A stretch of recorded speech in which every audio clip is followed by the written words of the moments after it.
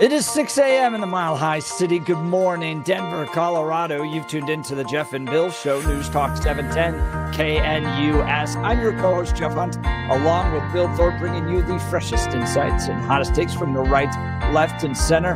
Congratulations, you're waking up in the greatest country in history. We're off and running. We got a whole morning planned for you of engaging discussions, critical analysis, but most importantly, your phone calls and texts, because this is where Denver's voice is heard loud and clear.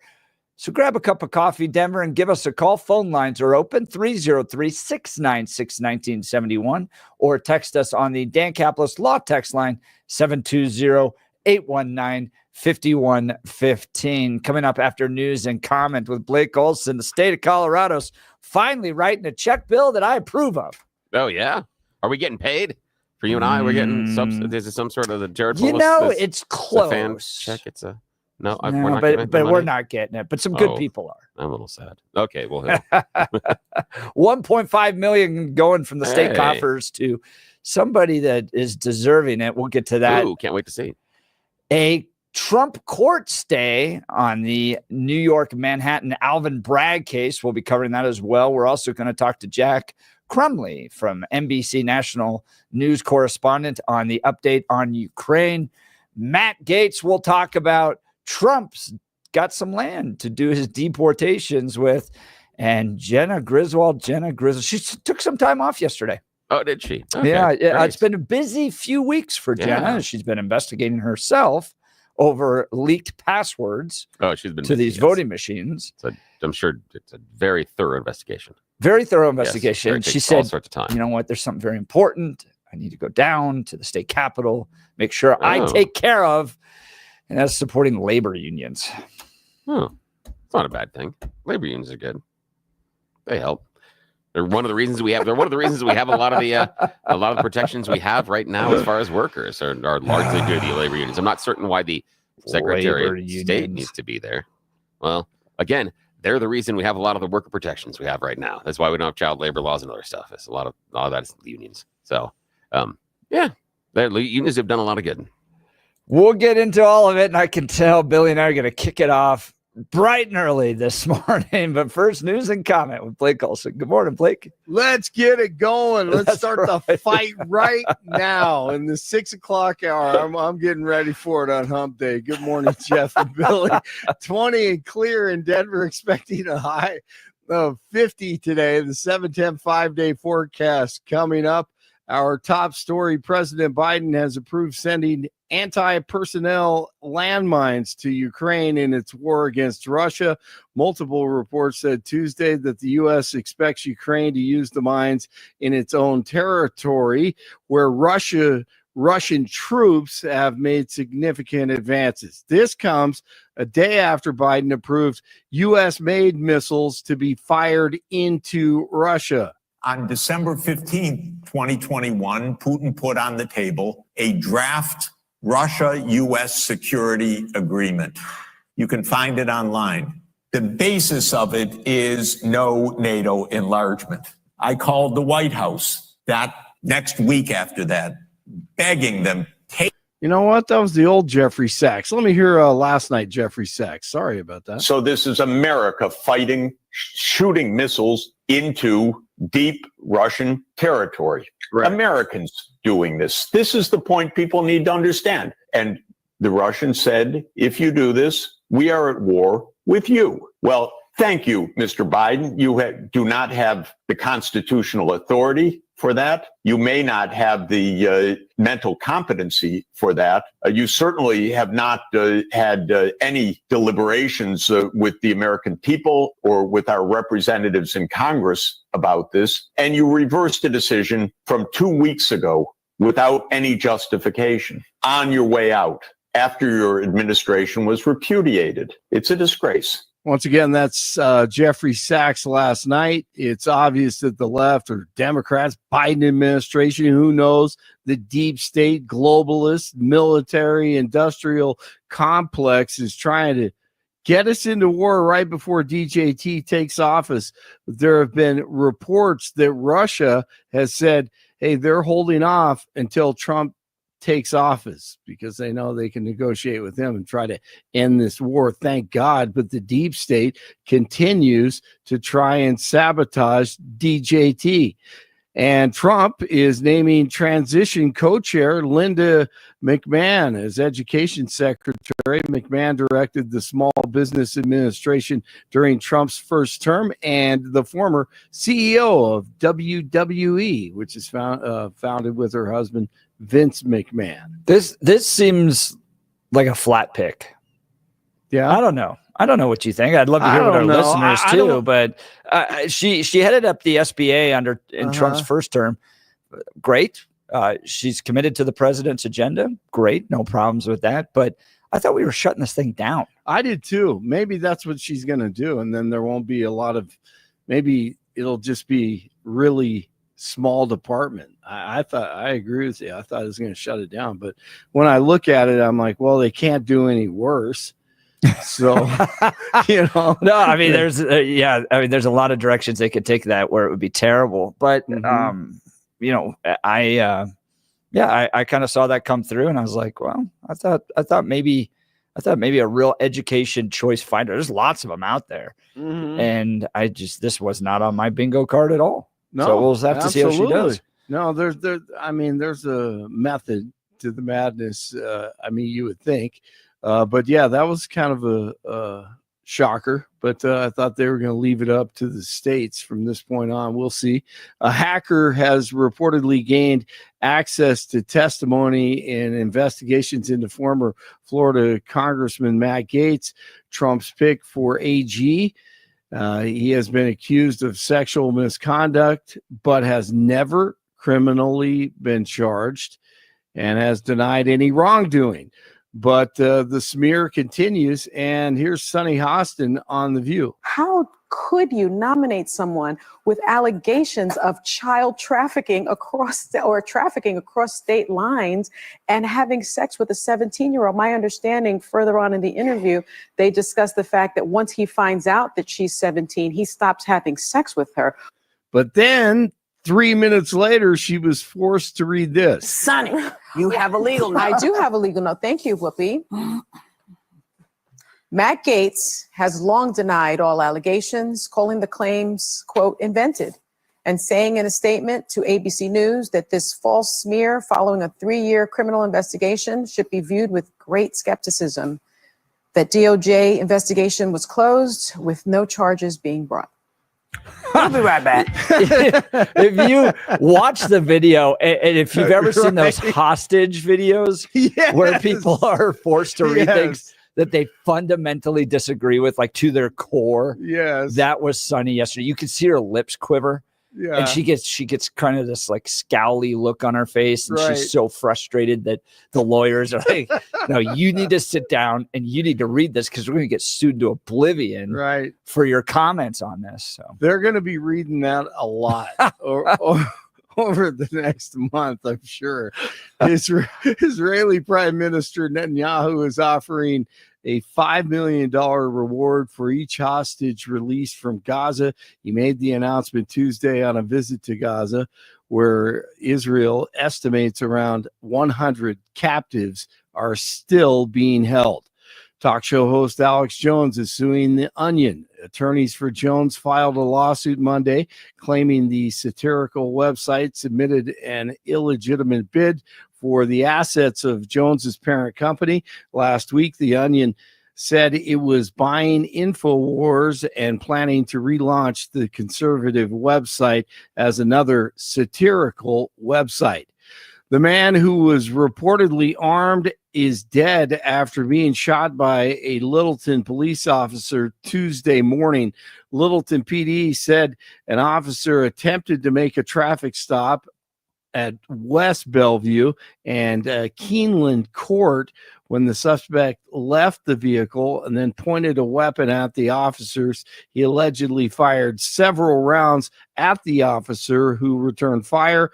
He was taken to the hospital in critical condition and died of his injuries. The officer was not injured and is currently on administrative leave while it's being investigated. News brought to you by Lair Fireplace and Patio, Denver's premier source for everything fireplace, patio, and grills. Locally owned and operated since 1954. Online at lairfireplacepatio.com.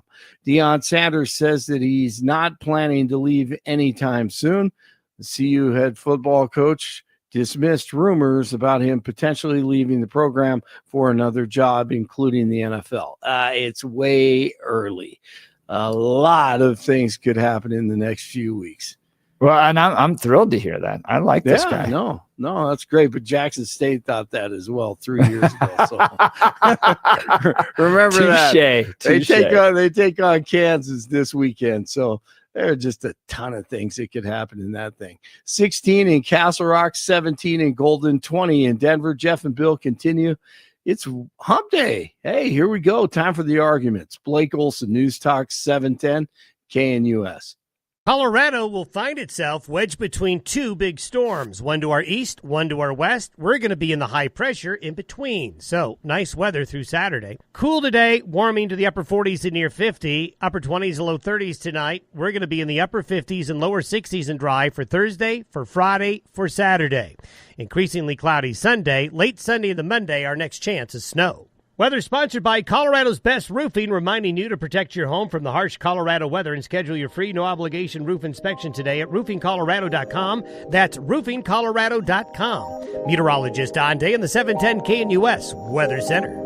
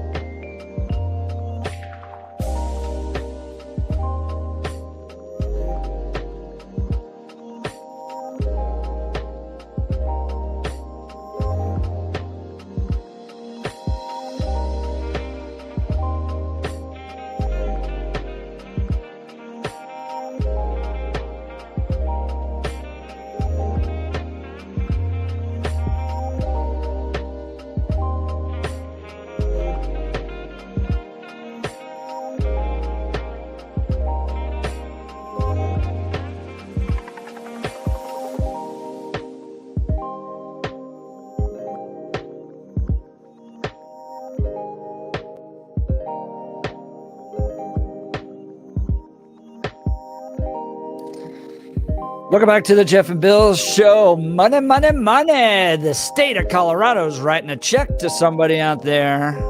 Most of the time, I'm not thrilled about where the state of Colorado is sending its money, like the $5 million towards wolf reintroduction that we talked about yesterday. But in this case, this is good. $1.5 million the state of Colorado is going to be paying to Alliance Defending Freedom and Lori Smith for violating their constitutional rights.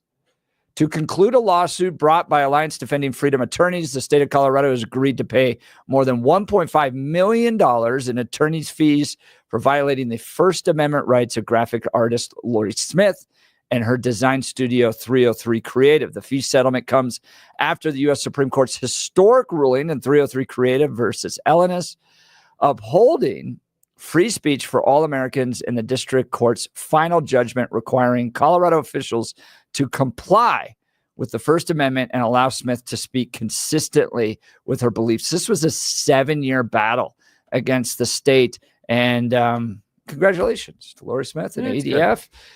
Get some money after all the time they had to put into this defending the free speech rights of Americans. Jack Phillips deserves like $150 million, in my opinion. I don't know that much, but yeah, he's been wronged. Yeah, that's fair. So they're going to clear that up. Congratulations to ADF. All right. Democrats are planning a bill to remove Colorado's unique barrier to union organizing.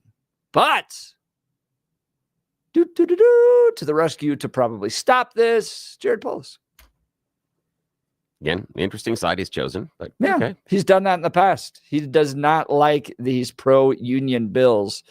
Flanked by dozens, this comes from the Denver Post, by the way, flanked by dozens of union members, a group of Colorado Democrats unveiled legislation Tuesday to remove a unique barrier to union organizing in the state.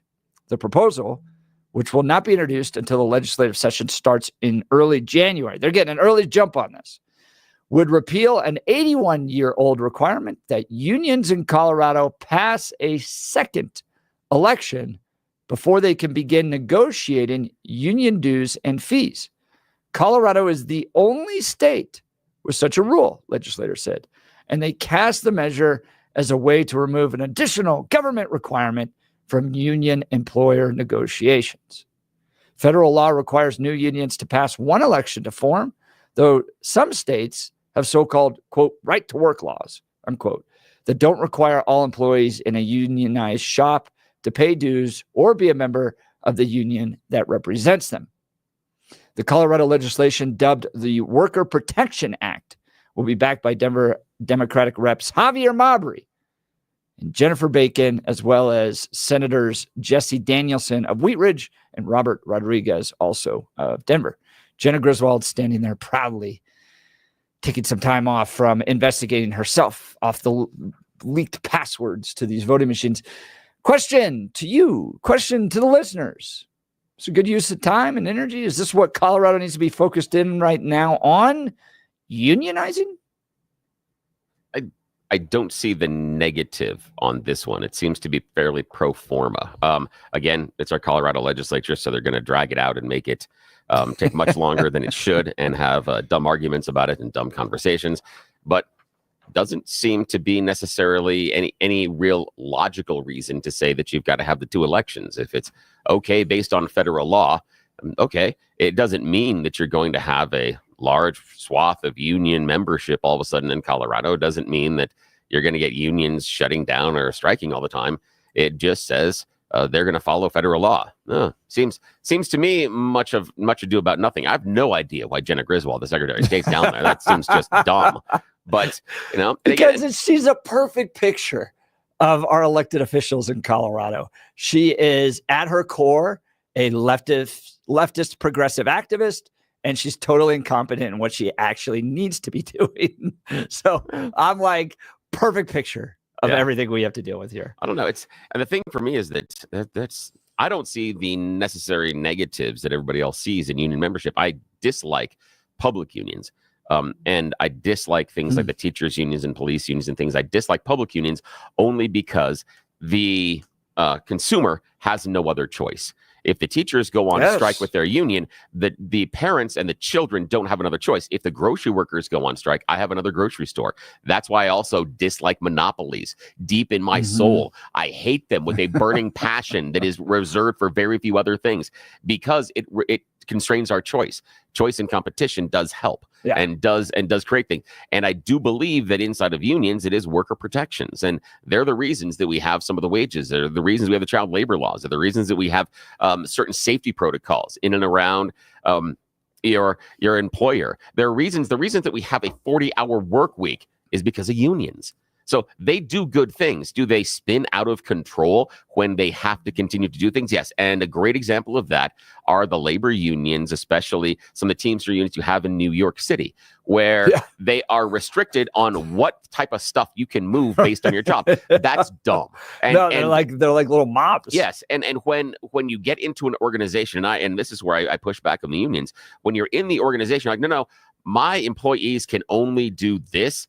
Shut up.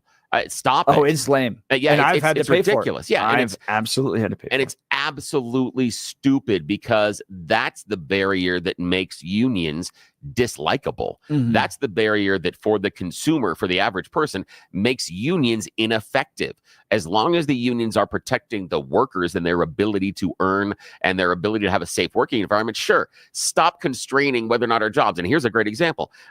Recently, they were doing a radio remote, and someone else in the crew had something they had to go and do. So I did something that was normally their job. I did that.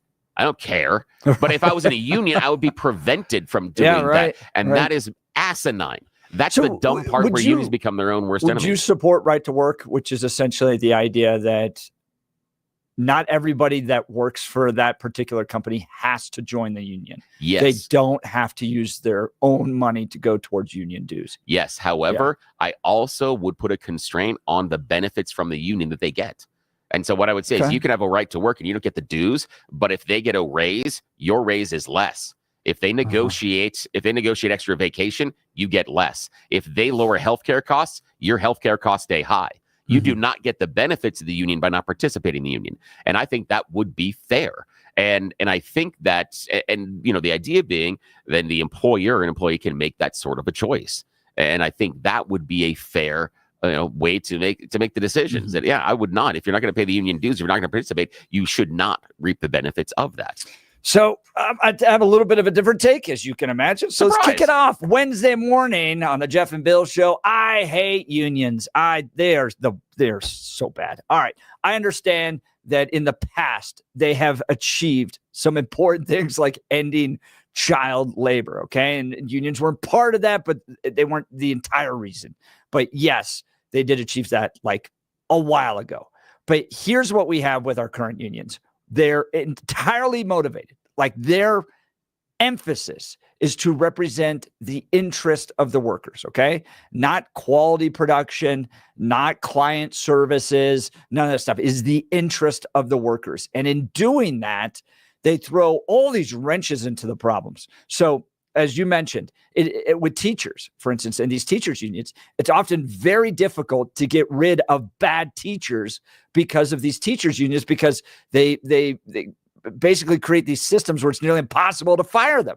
So we're not motivated to care for the student, to provide quality education. No, we're just protecting the rights of incompetent teachers from being fired. That's a problem for me. And then I had to deal with this over and over and over again down with the Western Conservative Summit when we went down to the Colorado Convention Center. The unions have negotiated relationships with the Colorado Convention Center. You have to use their guys.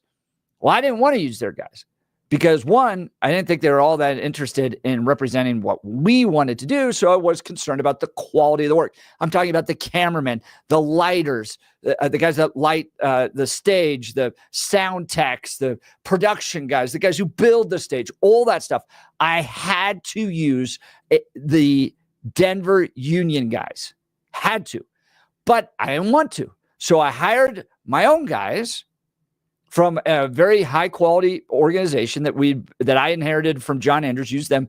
And then I wrote a check, Bill, for a guy to sit there and scroll his phone 8 hours. Yeah. I was required by law in the city of Denver to either hire these guys and deal with them, and they're not interested in quality, or write them a check to sit there one by one, a one-to-one match. So for every one cameraman I hired, I had to pay one union guy to not do anything. For every one sound guy I had to hire, I had to pay one sound guy not to do anything. It was extortion from these unions, and it drove me crazy. I disagree with an extortion because you made the choice. It wasn't necessarily, you made the choice to go and make that, and you brought in a separate group. I had to use, by law, I had to use who Denver picked. There was no choice there. Yeah, no, but it was your choice to bring in external people, and you assumed they weren't going to be able to do the job. You've said that twice inside your explanation. I've seen them. Yeah, but they're terrible. I disagree with that. I see productions and things down at the Denver Center all the time, and they are perfectly fine. No, they execute things all the time. No, they are not nearly as good as the guys we wanted. I did not have a choice. I had to. Being forced to use one crew that the city of Denver tells me I have to use, that's not choice. But you made the choice to pay the extra money. I understand that, but you're just mad. You're just mad that you made, because it's extortion. But you decided they weren't good enough. Okay, fine. Go somewhere else or do something else. And that's fine. You did go somewhere else. There is your choice. Eventually we did, yeah. But again, that's your choice. That when you go there, you don't go to McDonald's and say, why aren't you guys giving me tacos? The expectation for when you go to McDonald's is they serve the burgers and the chicken, not the tacos. So you don't do that. You can go to Burger King and get tacos right now, which is kind of cool. They're not that bad. But that's the issue, is you don't have to necessarily go that direction and go with them. And you assume that their work quality is going to be subpar. It is. And if it is, again, I understand. I don't understand how you're coming to that conclusion without working with them. I've seen it. But I've seen other things that are good, and I'm sure you've seen them do good work as well. You haven't seen the them union always guys? do. No, I've never seen the union guys do good work. Ever? No. Not once. Not one time. And it was why we were essentially forced to. So I got to put on a bad show with sound problems, tech problems, lighting problems for our audience, or hire a separate crew and pay a guy to sit around and do nothing the whole time. That's not a choice. This is partly why I don't think people want to come and do shows in Denver anymore. This is why I hate unions. No, they do. Denver's is a stop for shows quite a bit, and we get a lot of the big ones. The convention center. Yeah, especially at DCPA and stuff like that. Yeah, that's again your opinion based on their quality. I have not had the experience in union workers having necessarily subpar work all the time. Do you think it's okay for the city of Denver to do that though? To say you have to hire these people? Yeah. If it's a contract, you were just all about choice. You were just talking about all about choice. Yeah, because you have a choice to go somewhere else. Yes. Yeah. If they say, and here's the reason why, guess what? When you go and you do something that is a setup at something like the Natural History Museum, they have an in-house staff. If you don't use their staff, there's a barrier there. Sometimes they won't let you do things there if you don't hire their staff that they already have in place. They don't let you come in and bring in all sorts of outside things, food and other preparations. So help me understand how you're okay with that when you were just all talking about how great choice is. Because I have a choice to go somewhere else. If we can only do events at the convention center, that's a lack of choice. But as long as I have other venues where I can go somewhere else, and it doesn't have to be there's not a lot out there. But again, really not. There's Gaylord of the Rockies. There are other places you can go and do that. Expenses. But go out to the Gaylord of the Rockies. I know, but they're not union, so deal with it. They fulfill your goal. So you chose somewhere else, and they were very expensive. So that's the issue. As long as there are other choices, if the convention center is the only place to do it in all of Metro Denver, then you have a lack of choice. And there are all sorts of things like that because you have all sorts of choices based on car dealerships, based on gas stations, based on restaurants that deliver different levels of quality and expectation. Why is it important to you that the convention center, which is owned by the city, by the way, it's not a private event. Yeah, it's a public event, has the mandate to force people that want to rent that location to pay subpar unions to do the work? Here's the thing. You keep qualifying it by subpar. I disagree. Subpar. 100%. Okay. I disagree with that qualification on the but then I why, don't believe, but I don't believe that all union workers are subpar. I am not going to broad brush and paint them. Are there going to be weaknesses in the system? Yes, but guess what? In private employers, there are also weaknesses in the system. I've been in private employers where I have had people that are absolutely a waste of space, and there's no reason they should be drawing a paycheck. So it's not unusual that happens inside the union. What I disagree with is your assumption all union workers suck. Okay, but I disagree with that. Let's say that they're okay. Why is it okay for the city of Denver to mandate to people that they have to hire them? They don't have to. They can go somewhere else. What? I don't understand why you're laughing about this. Oh my gosh, because you on one hand you were all about choice. Yes, I am all about choice. And now you're like, yeah, your choice is to leave. No, your choice is to choose a different venue. Choice. Yes, it is. This is like saying to the people who got the vax mandate, you had a choice to get a different job. Yeah, you did. Absolutely, it did. It's not choice. Yes, it is. Somebody has the gun to your head. It's not a choice. Hang on. If I come and walk across the door, if I walk across the hall today and they walk into our general manager's office and I say, I need more money to do this job, and they say no, what's my choice? I still have a choice, don't I? I have a choice to continue to do the job at the rate I'm being paid or go find another job.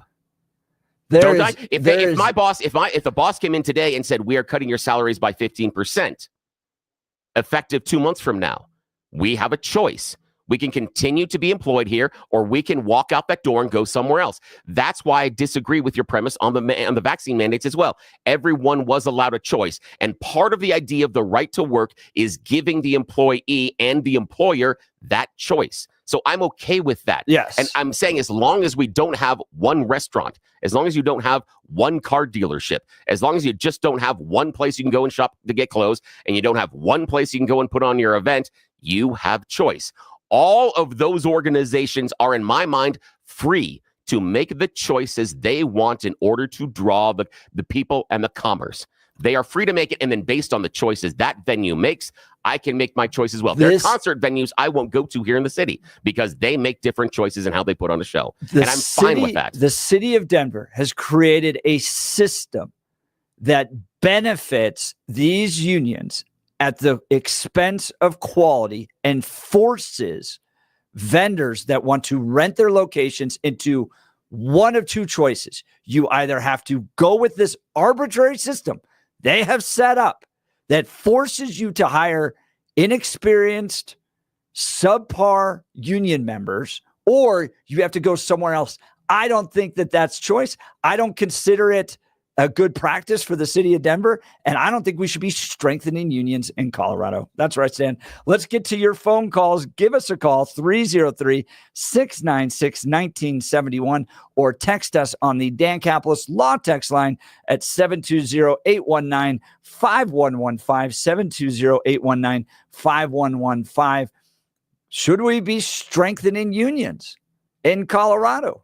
Jared Polis, weary of this. He's voted down some of these union strengthening things in the past, but Democrats down at the state capitol, including Jenna Griswold and others, planning a bill to remove Colorado's unique barrier to union organizing. Would want to hear from you. Is this good for the state, or is this just further progressive policies that are going to destroy the state? Give us a call, 303-696-1971, or text us at 720-819-5115. Do you know a high school student passionate about engaging in culture and political issues? The knowledge and skills needed to impact the world through civic engagement is an ever-increasing need in today's society. Colorado Christian University is at the forefront of meeting this crucial need, equipping the next generation of competent, convictional Christian leadership in American politics. CCU's degree program in politics, with an emphasis in public policy, prepares students for the complex challenges of modern politics from an unapologetically Christian and foundationally conservative worldview. In this distinct program, students learn how to impact public policy and advance Christian conservative ideas. Colorado Christian University also houses the Centennial Institute, a think tank committed to mobilizing ideas on faith, family, and freedom to strengthen America's future. CCU's mission to produce graduates who impact the world with grace and truth applies in no greater measure than our politics and public policy program. Apply today at ccu.edu/apply. That's ccu.edu/apply. We'll get to your phone calls as they're coming in. You're listening to The Jeff and Bill Show. Denver's talk leader, News Talk 710, KNUS. At this hour, I'm Christina Awayo in Dallas, and here are your top stories. Governor Greg Abbott is taking a victory lap after the U.S. Bureau of Labor Statistics released their employment data over the last year ending in October, revealing that 274,600 non-farm jobs were added in the state of Texas, which is far more, he said, than any other state. The governor is saying Texas is where the future of America is building, with the best business climate in the nation and a skilled and growing workforce. Texas is where innovative entrepreneurs and businesses find the freedom and tools needed to succeed. The report shows that Texas is growing jobs at a faster annual rate than the U.S. The Lone Star State also set a record high for the number of Texans working and for the size of the Texas labor force. Texas has added more than 2.4 million jobs under Governor Abbott's leadership. Jersey Mike's, the quickly expanding sandwich chain, is being acquired by the private equity firm Blackstone in a deal valued at $8 billion. The company said that the transaction is, quote, intended to help enable Jersey Mike's to accelerate its expansion across and beyond the U.S. market. Jersey Mike's founder and CEO will continue to lead the business and maintains a significant equity stake in the chain. Jersey Mike's has expanded rapidly over the last decade, growing from 857 stores in 2014 to more than 2,800 this year. That's what you need to know at this hour. In Dallas, Christina Awayo, Salem News Channel. RockyMountainBargains.com, where you'll always pay half price. Why pay retail when you can get what you want at 50% off? Just go to RockyMountainBargains.com and save. Here's this week's featured item. A Keurig K Supreme Plus Smart Serve coffee maker valued at $200. Get it now for half price. Get it now at RockyMountainBargains.com for 50% off. RockyMountainBargains.com, where you always pay half price. Restrictions apply. Go to RockyMountainBargains.com for complete details.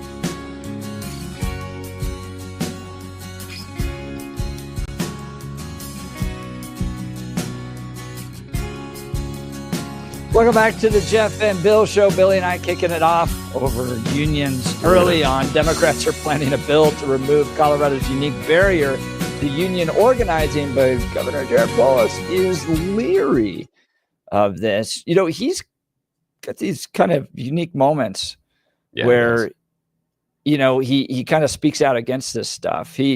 He writes this, Polis is leery of the need for a new bill to open the Labor Peace Act that serves the state and workers so well, referring to a 1943 state law that includes the second election requirement. Any changes to the Labor Peace Act would need to find common ground with employers and businesses and labor. And the governor is deeply skeptical that the bill, without a heavily negotiated aspect of that, would be able to pass. So, yeah, I mean, for this bill, if I'm in the legislature, not a hill I'm going to die on. I think it makes sense to have it align with what the federal rules and regulations are. You're not mandating union membership, and Colorado does have right to work laws. So to me, it's just putting it in line with the feds. But is it a hill that if I was in the legislature, I'm going to die on? No, because I don't think that it's necessarily a barrier for union organization either. So I'm not convinced that this rule prevents union organization or them doing what they need to. So I don't think it has to be removed. Bring it in line with the feds. Okay. But it is funny, as you brought up, that Jenna Griswold's down there. Although, you know, that the reason Polis is doing this is because it's so that he can still show up on Fox and they can call him a libertarian. Right. That's exactly what it is. He needs to hang on to that title, because if he does this and he leans in with the unions, they're going to have to introduce him as the liberal or the Democrat. So he does this. He can still keep that chyron. He can still keep that tag when he goes on to Fox News. They can still talk about him being a libertarian, even though he's not. No, not at all. No, and not least. and he there's no way he's the president. He's not nearly as interesting or engaging enough to do that. He basically purchased his 2 seats as governor, his 2 terms as governor. He wrote $27 million out of his own pocket. He was his single largest own fundraiser was himself. So what does he do afterwards? Also, on a side note, we should all remember what happened in this previous election. We should all remember the giant war chest that the Democrats had. They'd raised $1 billion with Kamala. Yeah. Just remember that the next time a politician comes out and tells you the other side had more money, what am I going to do? How am I going to win? Donald Trump had far less money. Yeah. He still won. So again, when someone comes out and says the other side has more money, excuses, people, excuses. And Polis has been able to get money behind him. The thing for me is I'm never going to get a Christmas card from him after this. He's a charisma vacuum. Oh, yeah. And that's the problem, is that he sucks charisma out from other people around him that actually do have it. That's the problem. He's a black hole of charisma. Seems like a nice man. I'm certain that if we had dinner, we could have a nice conversation. Everything would be cool. I got nothing there with him. But the issue being that he doesn't have the presence, in my mind, to get to the Oval Office. Yep. And the example I give is the current president-elect. Dude has piles of charisma, and he basically used that to frog stomp all the Republicans in 2015 and did it again.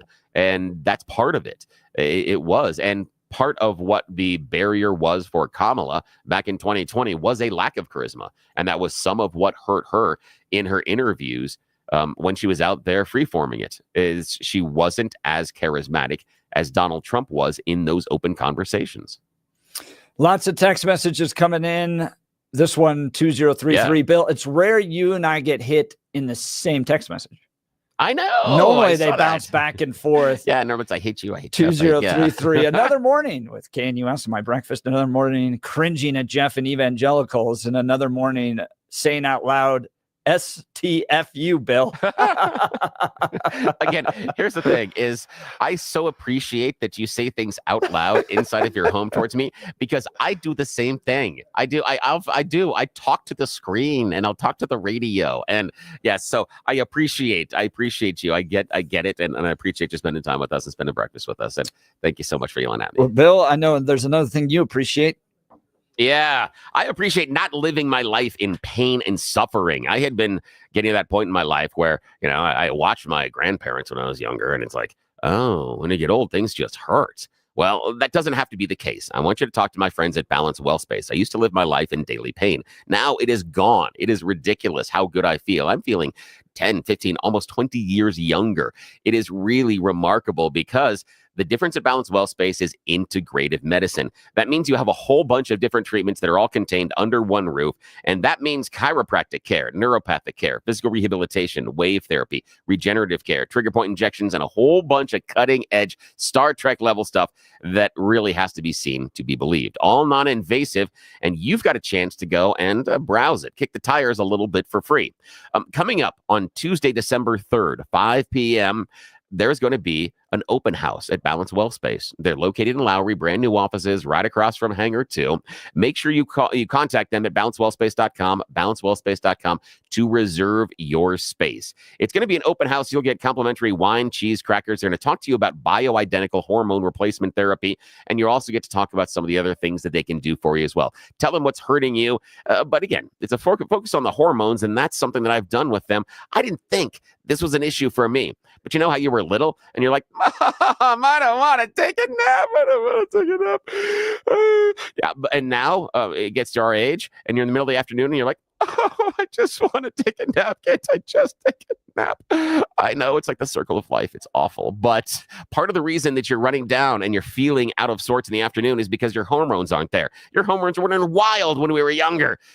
Now, just like everything else, it's slowing down. Tell me about that metabolism. Yeah. So this basically regenerates. It's not regenerating. They're generating is the stuff I'm doing on my knee, but this is replacing the hormones. They're bioidentical inside of your body. So you get that boost of energy. You feel like you do in your 20s. It is amazing. It's not something you're doing every day or even every week. This is an occasional therapy that reloads your hormones so that they go ahead and get released in your body so you feel like you did decades ago. So coming up on December 3rd, a Tuesday, 5 o'clock, complimentary wine and cheese. It's an open house. Reserve your space. It is limited because they only have a certain size of the office. So make sure you contact them at balancewellspace.com, balancewellspace.com. Also, it's a great opportunity to go there and talk to Dr. Julie, Dr. Jess, the entire medical team, and talk to them about what hurts and what they can do to make you feel better. The difference that I've experienced is nothing short of remarkable, and I really want them to be able to make the same change in your life. Reach out to them today. Reserve your space December 3rd, 5 p.m. balancewellspace.com, balancewellspace.com. And when you do, tell me you heard about it here on Jeff and Bill because it helps us out. Great to hear, Bill. We'll continue. You choose the news coming up. You're listening to the Jeff and Bill Show. Denver's talk leader, News Talk 710, KNUS.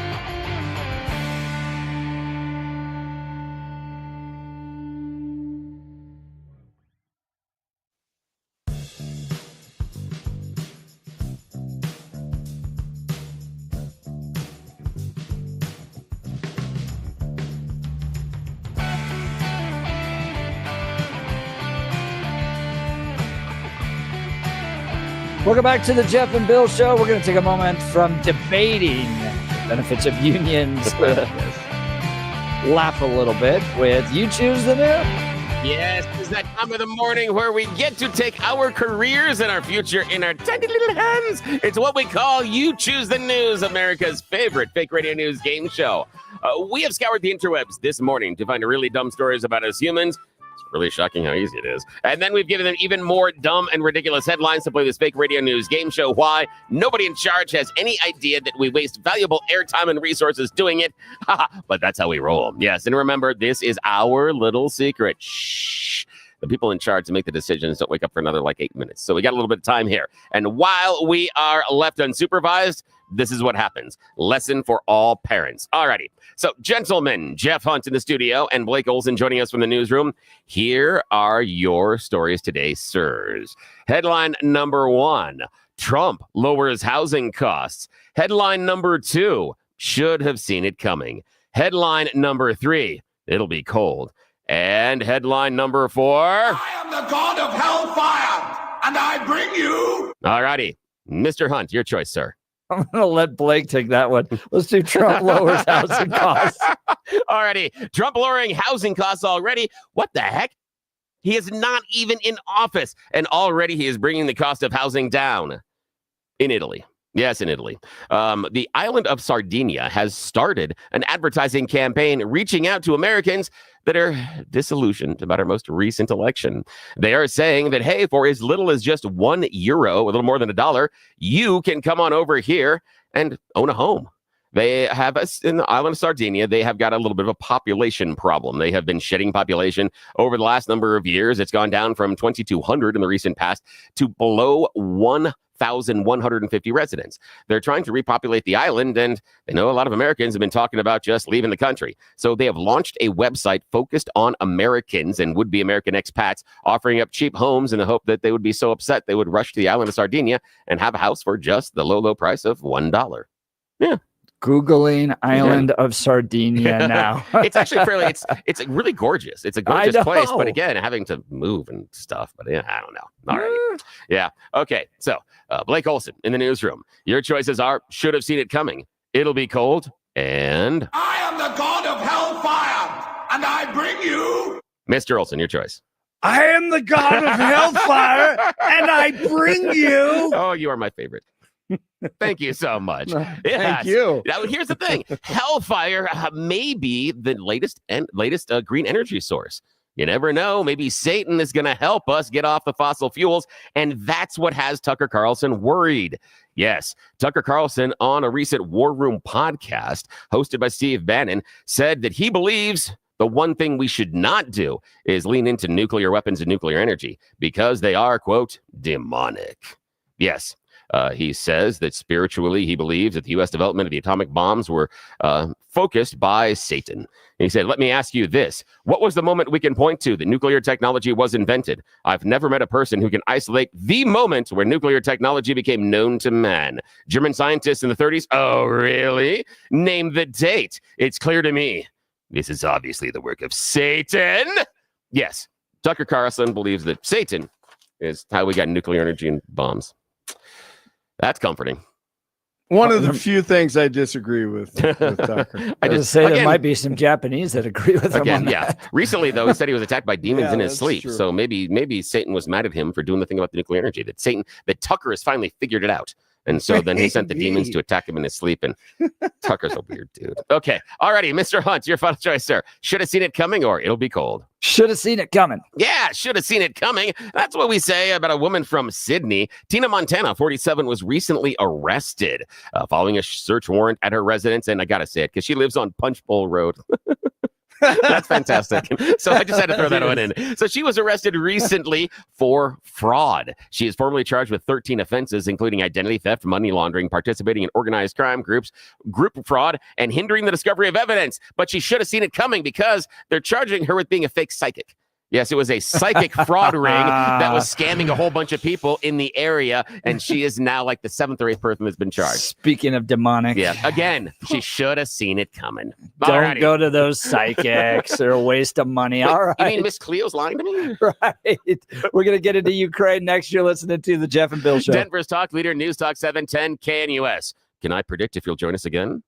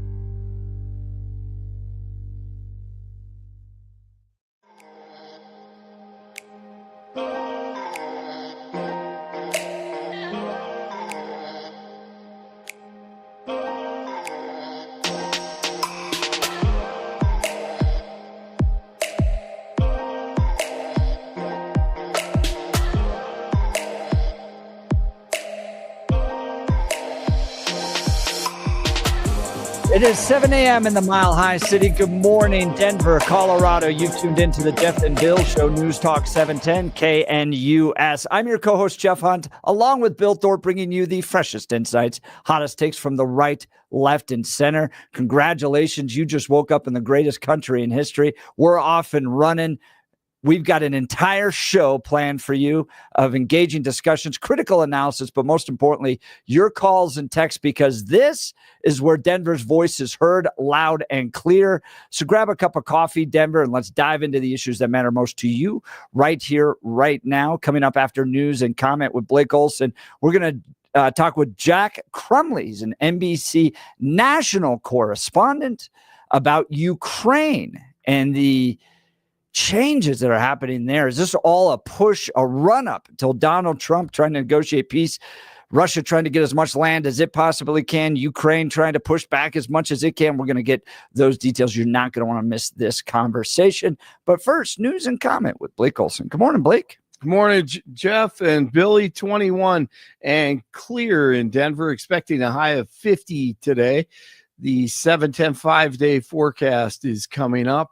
Our top story, the man who was reportedly armed is dead after being shot by a Littleton police officer Tuesday morning. Littleton PD said an officer attempted to make a traffic stop at West Bellevue and Keeneland Court when the suspect left the vehicle and pointed a weapon at officers. He allegedly fired several rounds at the officer, who returned fire. He was taken to the hospital in critical condition and died of his injuries. The officer was not injured and is currently on administrative leave while it's investigated.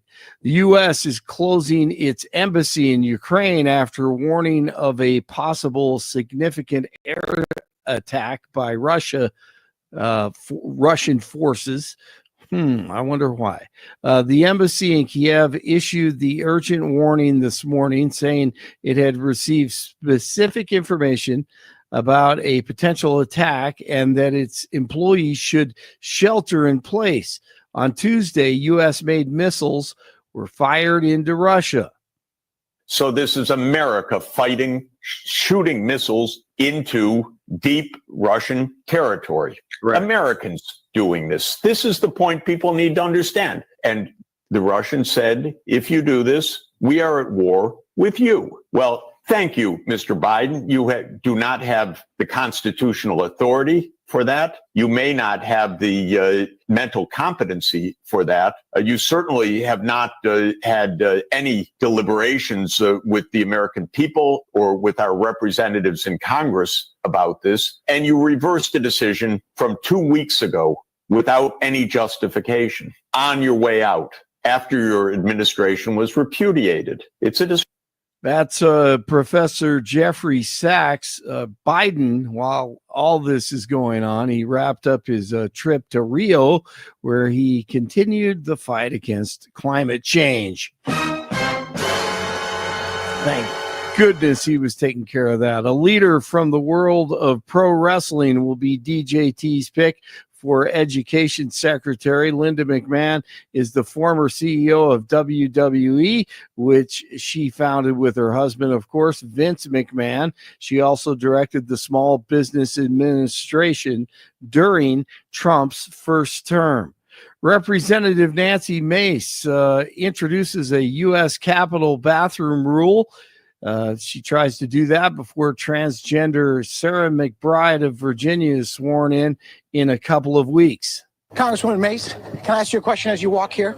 So the question is, with your piece of legislation about banning women from using... 100% yes. My question to you is... And it doesn't go far enough. I'll be filing more bills. You have said that it was created in response to Congresswoman-elect McBride. 100%. And but should legislation be created targeted at one specific person? It doesn't mention anyone in the legislation, but you've said it was aimed at her.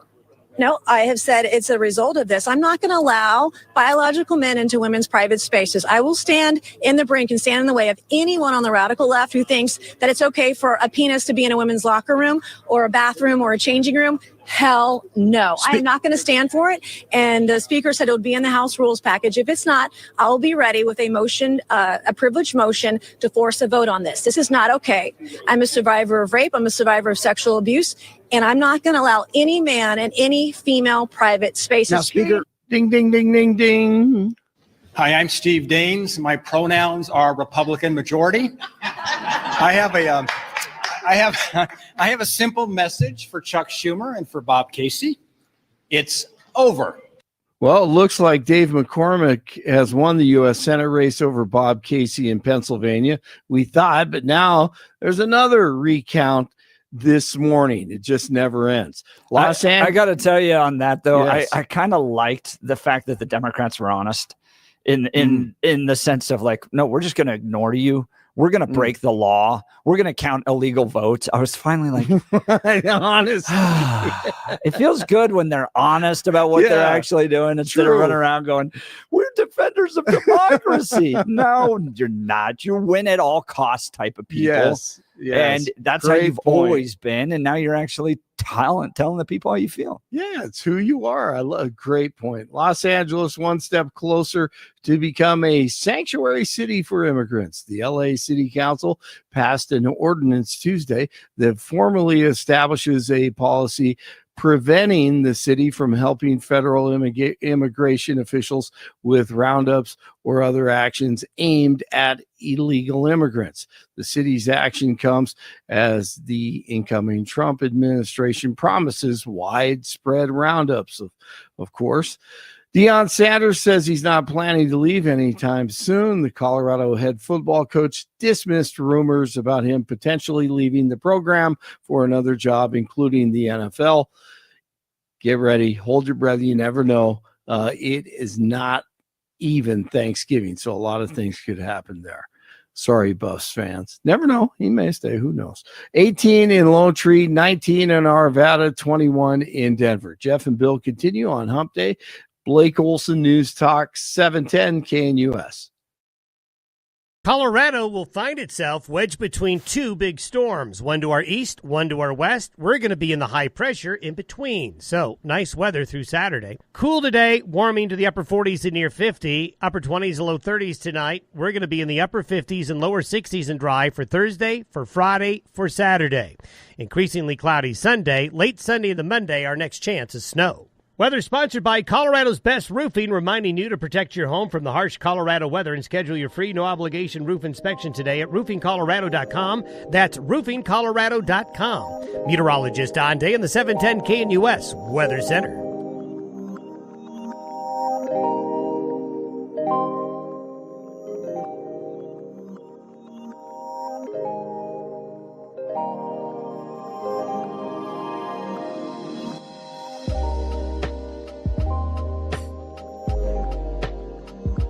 Welcome back to the Jeff and Bill Show. We're going to get to Ukraine in just a little bit.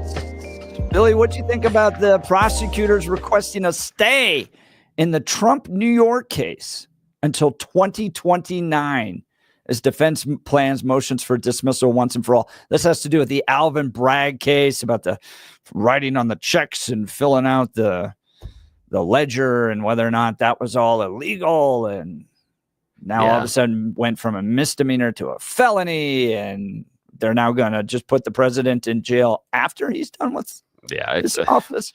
The stay makes sense. The stay makes sense because there are all sorts of entanglements as far as now that he being the president-elect and then soon the seated president. The same reason that the Jack Smith things are going to go away is because with Trump's Department of control of the Department of Justice, he has purview over dismissing those, but also there's directive from the Office of Legal Counsel and Department of Justice that a sitting president can't be indicted for crimes. Plus, we also have the get out of jail free card from the Supremes recently. For anything that he does, he can do all the crimey stuff he wants, and it doesn't matter. So all of that stuff. True. Oh yeah, totally is. No, it is not. Yes, it is. Totally No, is. the restrictions on that were things that were done in official capacities.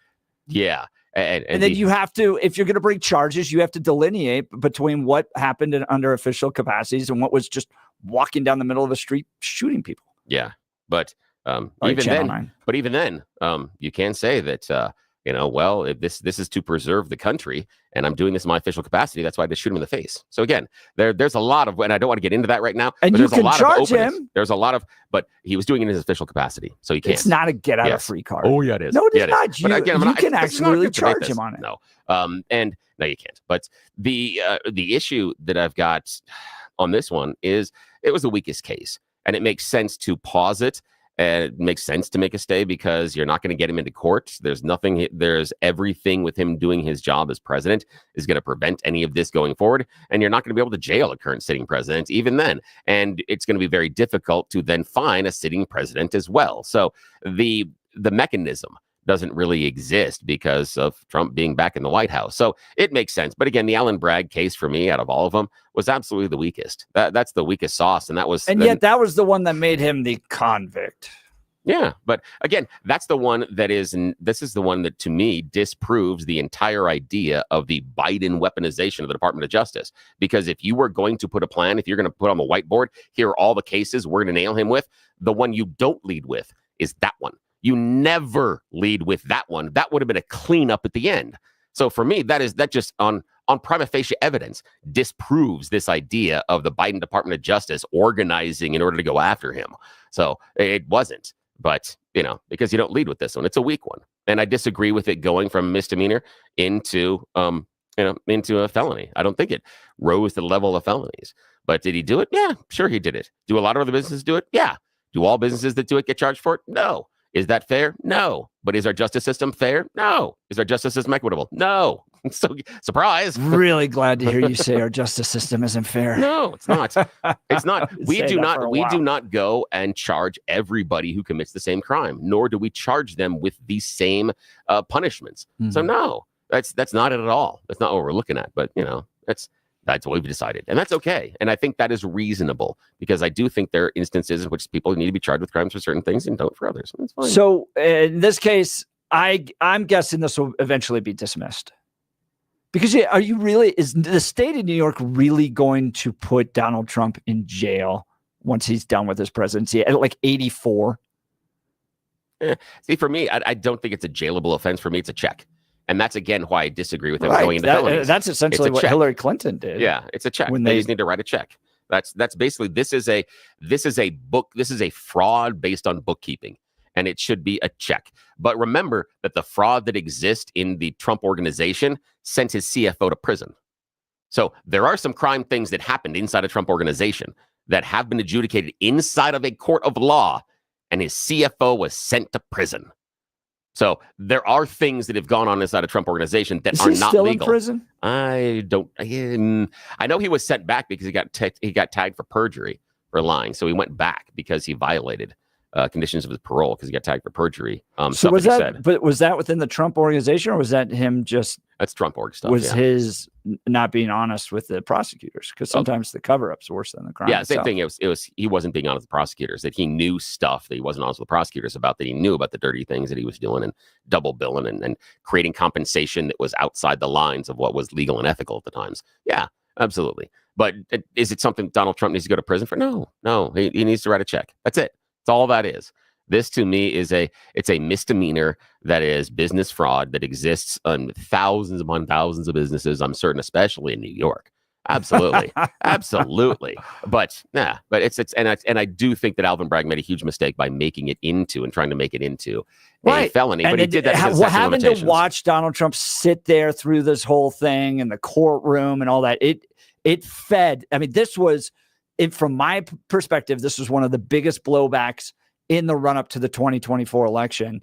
I think a lot of people saw that and were just like, they're going after him because they're political enemies. Yeah. And here's the reason why that I believe that it disproves the idea that the Biden Department of Justice was going after him is because they went with the weakest case, because it's the one that is going to create that perception. And if they wanted to, you would have led with the Jack Smith and the secret documents. That's the one you lead with. I'm not sure I agree with that. But in a second, we're going to talk with Jack Crumley.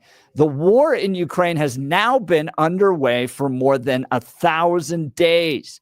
National correspondent Jack Crumley is going to help us take a look at what has turned into a bloody stalemate. What is ahead this winter and how the election of Donald Trump could affect the outcome. Jack, thanks so much for being on the Jeff and Bill Show. Hey, thanks for having me. All right. 1,000 days with Ukraine. My goodness. Where are we going from here? Yeah, that's a good question. 1,000 days, 1,001 days as of today. Where we've been, the UN Human Rights Office recently talking about the casualties from this ongoing war. 12,000 civilians killed, nearly 27,000 injured, and more than 2,400 child casualties. Where we go from here, things may be changing in about 2 months when Donald Trump is sworn into office. Where we're at right now, over the weekend, the White House gave Ukraine the green light to start using these long-range American American missiles called ATACMS that go just short of 190 miles, which is longer than what Ukraine's been able to fire in the past. Ukraine also getting permission to use landmines that are being supplied to them. And also in response, just over the last day now, Russia saying that it has updated its nuclear doctrine, the rules that it has for itself as far as when it says it's allowed to use a nuclear weapon, updating that doctrine now to say if it is attacked by a conventionally armed country, such as Ukraine, that is supported by a nuclear power, such as the U.S., although a lot of folks would say that, Russia's not being attacked by Ukraine. Ukraine is defending itself against an ongoing Russian invasion. Wow, talking to Jack Crumbly, NBC national correspondent. So does it look like at this point Russia's trying to get as much land as they possibly can in the idea that this may end up becoming a negotiated stalemate, similar to the way kind of it was between the settlements with Israel and Gaza, that wherever we are on that day, whatever land is achieved, those belong into the hands of the person that has it? Yeah, I mean, certainly that's a definite possibility. Trying to get as much land as possible, I think, has always been Russia's goal in this since the attack was launched 1,000 days ago. Ukrainian President Vladimir Zelensky has been on the record of saying that he's not interested in negotiating a peace that involves Russia holding on to those eastern provinces in Ukraine that it has taken so far.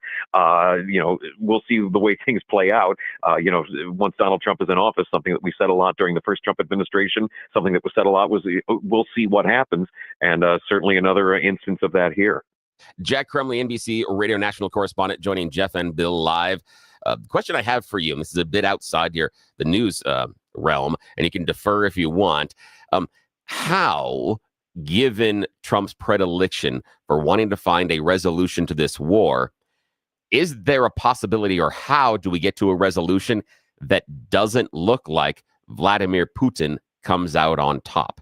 Is that a possibility in your idea, in your thoughts? It's a good question, and how much of that would Russia be on board for? I think at this point, anything, because this has turned into such a stalemate, and Russia's been having issues with some supply lines and troop levels. That's why North Korean troops are now apparently helping the Russians in this ongoing aggression. How much people are willing to settle for, we'll see. The way things are played out right now, those eastern provinces that Russia has sort of granted them a land bridge into Crimea, which we know that they seized a few years ago. So, seeing what people are willing to settle for.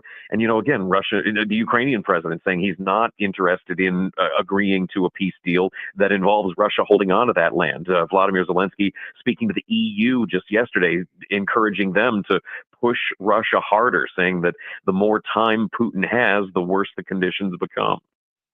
NBC national radio correspondent Jack Crumbly joining us. Let's talk a little bit about Russia changing their threshold for nuclear weapons. In your opinion, is Putin being serious, or is this a lot about show? Would this be much like the U.S. saying we are lowering our threshold for when we respond with nuclear weapons to attacks from a guy with the name Putin? I mean, it seems like he's couching it and he's creating it to create a news story as a potential deterrent for the U.S. But I'm not really convinced he means it. Your thoughts? Yeah, and I think that's the take that the White House has had. The immediate reaction from the White House has been that this is just more irresponsible rhetoric coming out of Moscow. The threat of the use of nuclear weapons in this conflict is something that Russia has trotted out there almost since the beginning. Russia's going to do what Russia wants to do with Vladimir Putin at the helm. It seems like the idea that thinking that you're justified in using a nuclear weapon, if there is ever such a justification. But in this instance of, Ukraine, a smaller country with less resources, just trying to defend itself from its land being taken, seems like, trying to swat a spider with a Tommy gun. Yeah, there years ago, I was driving through the Colorado mountains and I saw a motel that had burned down. And at the big marquee sign that they had outside, they put up in big black letters, saw a spider, it's okay, he's dead now. So I'm like, that's kind of what I think with the idea of the nuclear weapon is you're kind of like, whoop, spider. And so what I want to know is, does that potential threat, or as you and I both think, a paper tiger threat from Russia about nuclear weapons, does it provide, and maybe this is the play, does it provide an out card for members of Congress that are that don't necessarily support what we're doing in Ukraine? Does it allow them to say, ooh, because of this nuclear threat, we obviously need to sit down at the table and broker a deal with Mr. Putin? Yeah, well, and then, a lot of those folks on the legislative side who are against this funding this war have already, been interested in just trying to cut it off altogether. I don't know that there's anybody who's sitting on the fence who needs another reason to be like, well, you know what, you're right, we should really try to end this. And, ultimately, it's going to be up to Ukraine just as much as the U.S. Ukraine's not going to be able to defend itself as well if the U.S. completely cuts off all of the support that it's seen, but it is still getting support from the EU.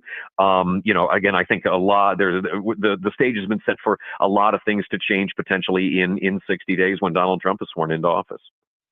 Talking to Jack Crumbly, NBC national correspondent. We really appreciate you giving us some insight on this. 1,001 days since the start of the war in Ukraine and Russia. Thanks so much for joining the Jeff and Bill Show. Yeah, thanks. Have a great day. Hey, thanks, guys. Thanks for having me on. All right. So what do you think? Where is this going to go? Give us a call, 303-696-1971. Can Donald Trump deliver the peace negotiations? Remember his time frame. Long time. Day one, 24 hours. 24 hours. So here, the question I've got for you, Jeff, is if Donald Trump is in office for 24 hours and doesn't solve it, is he breaking a promise? Now, for me, I will even give him grace because I think the 24-hour time limit is rather stupid. But he thinks it's so easy. I'd give him a week. Beyond that, I'm like, you were just blowing smoke at us. You were just making stuff up. You were creating things out of whole cloth. So in your mind, what would be a reasonable timeline for him to settle this? Because again, as you accurately pointed out, his original timeline was it's, quote, easy. It can be settled in 24 hours. I'm not worried about that nearly as much as I'm worried about ending up in World War III because Joe Biden can't figure this dang thing out. So this bizarre escalation, this bizarre. You're just going to avoid the question. No, I'm not avoiding the question. It's like literally, it's like, okay, I'm going to hold Donald Trump to 24 hours in a statement he made, or nuclear war, World War III, because Joe Biden and the people we have currently running this are total buffoons, can't figure it out. Help me understand how we're getting to Let's World go War III. talk about what Donald Trump said in his statement when we're like literally, I feel like driving through World War III. But here's the thing is, I want you to help me understand why we're getting to World War III, what you see as far as that predilection. But again, if we are going towards World War III, doesn't Donald Trump's promise to settle in 24 hours even more germane? If we are marching towards World War III, then I believe it is perfectly reasonable to discuss Donald Trump's solution. And he says it's easy and can be accomplished in 24 hours. Yes. You say Biden is marching us towards nuclear war. Then why can't we talk about how quickly Donald Trump can and should settle this? I'm just telling you, I'm not that concerned about what Donald Trump said and whether or not it'll be 24 hours or 1 week or a little bit longer than that, as much as I am genuinely concerned that there's an escalation taking place right now between Russia, Ukraine, and the United States, and it's fueled by incompetency at the very top. Yeah, and that is what I'm more concerned about. But okay, a week, and what I hear, 24 hours, what I hear is that it doesn't matter with Donald Trump. Okay. What I hear is it doesn't matter what Donald Trump does.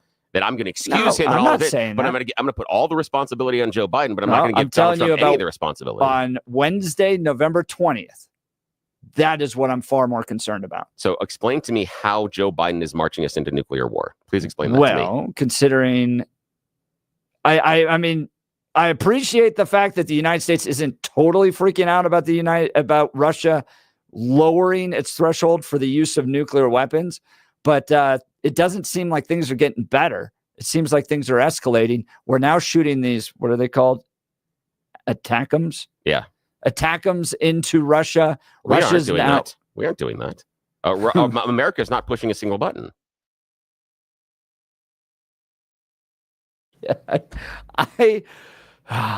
What? They're their missiles. They launch them. Yeah.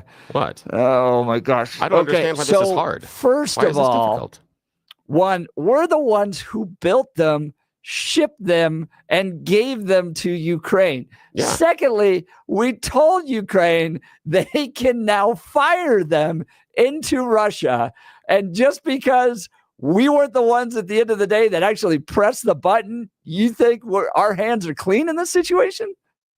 I didn't say that our hands are clean. That's not the same thing. You said we launched them. That is incorrect factually. That's incorrect. And I still don't see you getting us into how are we marching into nuclear war? Explain this to me, because what you did is what you've done is you've danced around the entire issue. You claimed that the incompetency here at the top. You 2 exact examples. No, you didn't. Yes, I did. Okay, Of how we're getting closer to nuclear war. Maybe I missed them. Okay. Number one, these ATACMS, right, that we built, shipped, and approved to be fired into Russia, and simply because we weren't the ones at the moment, that's the button, we're somehow not responsible for that, or Russia doesn't see us as being responsible for it? No, you don't think we have any responsibility with that? That's Ukraine's decision. We gave them missiles that can be used as defense, and they can be used as offensive capabilities, and they constrained themselves for a while, and then we said, okay, because, but again, Russia attacked them. I failed to see, but tell me how this gets us to nuclear war. Please help me there. We're now firing, we're like inching closer. We are not. I totally disagree with that. We. I totally disagree. Do you think Russia makes that distinction? Do you think the people that are dealing with the blunts of these missiles coming in are going, well, yeah, sure, they shipped them and greenlit their use, but they weren't the ones that actually pressed the button. They are the people that are getting hit by them are mad at Ukraine, and that's part of the issue. But you know that Putin is using this. Putin is using this because he's trying to create this false impression. This is some sort of a proxy war, and unfortunately, we have people inside of the conservative media echo chamber that are buying into it. That are buying into his BS propaganda. It is not true, and Putin is obviously going to frame this way. War? No, it's not a proxy war. He invaded Ukraine. It's not a proxy war. We are defending an ally. We're helping an ally defend themselves. Not a proxy war. Are they? We allies? Are not. Are they allies? They're not NATO allies. They are our allies. Do you have an agreement with them to be allies? Yes. Ukraine's our ally. But they're not NATO. No, they're not NATO. But I don't care about that. I literally don't care about that. They're our ally. Oh yeah. Here's the idea. If you're my friend, someone walks up on the playground, punches you in the face, it's on, baby.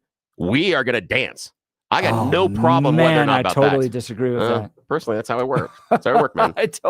I appreciate it, but then it's another level of sending your sons and other people's sons to have to deal with this, which is the trajectory I'm afraid we're on under Joe Biden. And to finish the question, how we're not inching towards possible nuclear war, we're sending these ATACMS.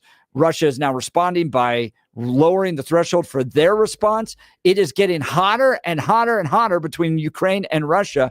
And I put a lot of blame on the total incompetency of Joe Biden and Kamala Harris on all of this. Can't wait to get Donald Trump into office, and whether or not it's 1 day, 1 week, 1 month, I believe the temperature is going to decrease and we're going to move closer towards peace. Yeah, go ahead. For you. If you're saying that we are launching missiles into Russia and we are responsible for that, are we also responsible for what Israel is doing in Palestine? Yeah, we are responsible. Yes. Okay. So the Palestinian citizens that are passing away because of the attacks based on the Israelis, we are also responsible for those people's deaths. Bill, I think that the people experiencing the death, the pain, the suffering, like all the Palestinians, because I spent 4 days with them, do not think that the United States is somehow totally innocent in this conflict. No, I don't care about what they're saying. They think the United States is responsible. No, I'm asking about you. They think that the United States is responsible. I know, but you use the royal we for us attacking Russia. Do you also use the royal we with Israel? Sure. So you say that we are also responsible for anything that happens inside of Palestine and that. If they're using our weapons, yes. Okay. Why wouldn't we? Why would we wash our hands of that and go, well, we sent the weapons over and now it's all your responsibility? And so we don't take any responsibility for what you do after you use the weapons we built and shipped to you. Okay, so any country that uses our weaponry, we are now responsible for the actions they take. In part, yeah. Why not? Okay, that's an odd one, but okay. That's really Don't weird. you think? No. Okay, so and here's the reason you're not why. going to even hold the gun manufacturers responsible for any gun activity in America. No. Now, if they're advertising for it, if they're marketing it certain ways, yes. If the U.S. is marketing it as, hey, look, here's what you're going to have to do, then we can talk about it that way. But here's the thing: is you would hold the gun manufacturers responsible. No, I wouldn't, because I think there's an important distinction. No. Okay, what's the distinction? When the United States gives or sells arms, but do you think they're selling them? I think in a lot of cases, do you really, or you think we're selling arms to Ukraine? Okay. Yeah. Oh, yeah. Well, hang on a sec. The issue with Ukraine is support, and we're giving them older we're giving stuff. them the stuff. And then what we're doing is we're using the money and we're valuing it, and then we're rebuying the stuff and replacing it here. But yeah, I don't care. But does it matter? Yeah, it okay, does. Why? Okay, explain to me the difference you're making between the gun manufacturers and the U.S. How come we are responsible for the actions the U.S. military takes, but the gun manufacturers are not responsible? Because one, the weapons are totally different. Okay, that's irrelevant. No, it's not. It's yes, totally relevant. No, it isn't. One is a massive bomb that can kill 50 people with one hit versus a gun. Yes, so one, the nature of the weapon is totally different. Two, the nature of the operator is totally different. So you have an individual in the United States that has a Second Amendment right to purchase a gun, right? Whatever weapon system we're selling to another country, there's no constitutional right that's based upon. And then secondly, we're selling much bigger weapons. So what? And then we're just going to wipe our hands clean of this and go, well, whatever you do in your little genocide between the two countries isn't our problem. Here's the thing. The people that were at the concert in Las Vegas, the people that were in the movie theater here in Aurora, disagree with you about the efficacy of the little guns. They disagree with you about the weapons and the damage they can do. Bombs and helicopters and airplanes? You don't see any distinction between those? Hang on a sec. Here's the idea. You're playing with the idea of how many people we can kill. That's your excuse for this. No, I'm not. I'm saying that the nature of the weapon is totally different. That's exactly what I just said. You just reinforced my exact premise. And what I'm challenging you on is the line of responsibility. If you are saying that because the U.S. sells weapons, the line of responsibility, the chain of responsibility will feed back to the U.S. regardless of how those weapons are used, then it is fair intellectually to say the gun manufacturers are also responsible for the weapons they sell and how they are used and be traced back to them. If these weapons are used for hunting and for self-defense, that's great. But if they're used for harm, then just like if the weapons are used from the U.S., used for self-defense, that's good. But if they're used for harm, you're going to blame us. You're going to blame people in both. That's intellectually consistent, and you're not being consistent. You're not being intellectually consistent because the situations are marketably different. They're not the same. No, they're not. So you're looking at one similarity, basically, which is the trading of weapons for money, and then going, because that took place, all the scenarios and responsibilities are exactly the same. And that's not true. But that's the nature of the weapon is different. The nature of the purchaser is different. There's no constitutional right there. And you're actually selling nations weapons, not an individual person a weapon. And therefore the nation is going to, it has its own desires. You'd be okay if the bill of sale for the missiles in Ukraine said Vladimir Zelensky on it rather than Ukraine. Then it's okay. I don't get that. What? Yeah, exactly. That thing, because of personal purchase. You were just arguing personal purchase. If Vladimir Zelensky buys the missiles, then it's personal purchase. No, I'm just pointing that there's a difference between yours. But that's your difference. I just came to your difference, your market difference of an individual purchase, and then it's okay. If we sold them to some sort of a gun manufacturer, if we sold them to buys rebels, a Glock, it's okay. If Vladimir Putin let's go through the scenario, and we're totally out of time here. But Vladimir Putin buys a Glock and goes and shoots somebody on the street in Ukraine. I do not blame Glock for that. But you will blame the U.S. for missiles. If the United States sells these ATACMS missiles to Russia, knowing they're going to be fired upon the Russian people, yes, then the United States holds some responsibility for that. They're totally different situations. And who are the Israelis going to shoot? The terrorists. And also Palestinians. Well, not innocent ones. They don't. They try not to. They're not aiming at innocent ones. But they did. So they're responsible as well. And the U.S. would then be responsible. Okay, fair enough. Fair enough. Just like the gun manufacturers in your scenario. No, they're not. All right. Yes, absolutely. Let's get to the phone lines and the text messages. You're welcome to join in on this one. 303-696-1971 or text us on the Dan Caplis Law text line at 720-819-5115. You're listening to The Jeff and Bill Show. Denver's Talk Leader, News Talk 710, KNUS.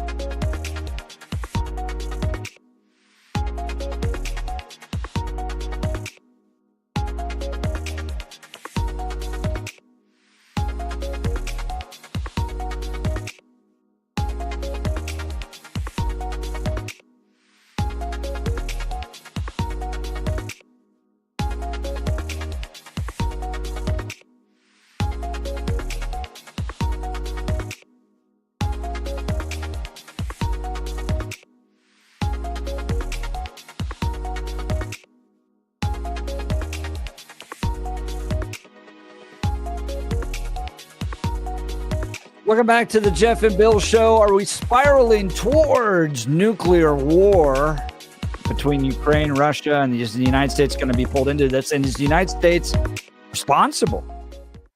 These, how do you pronounce it? Atoms?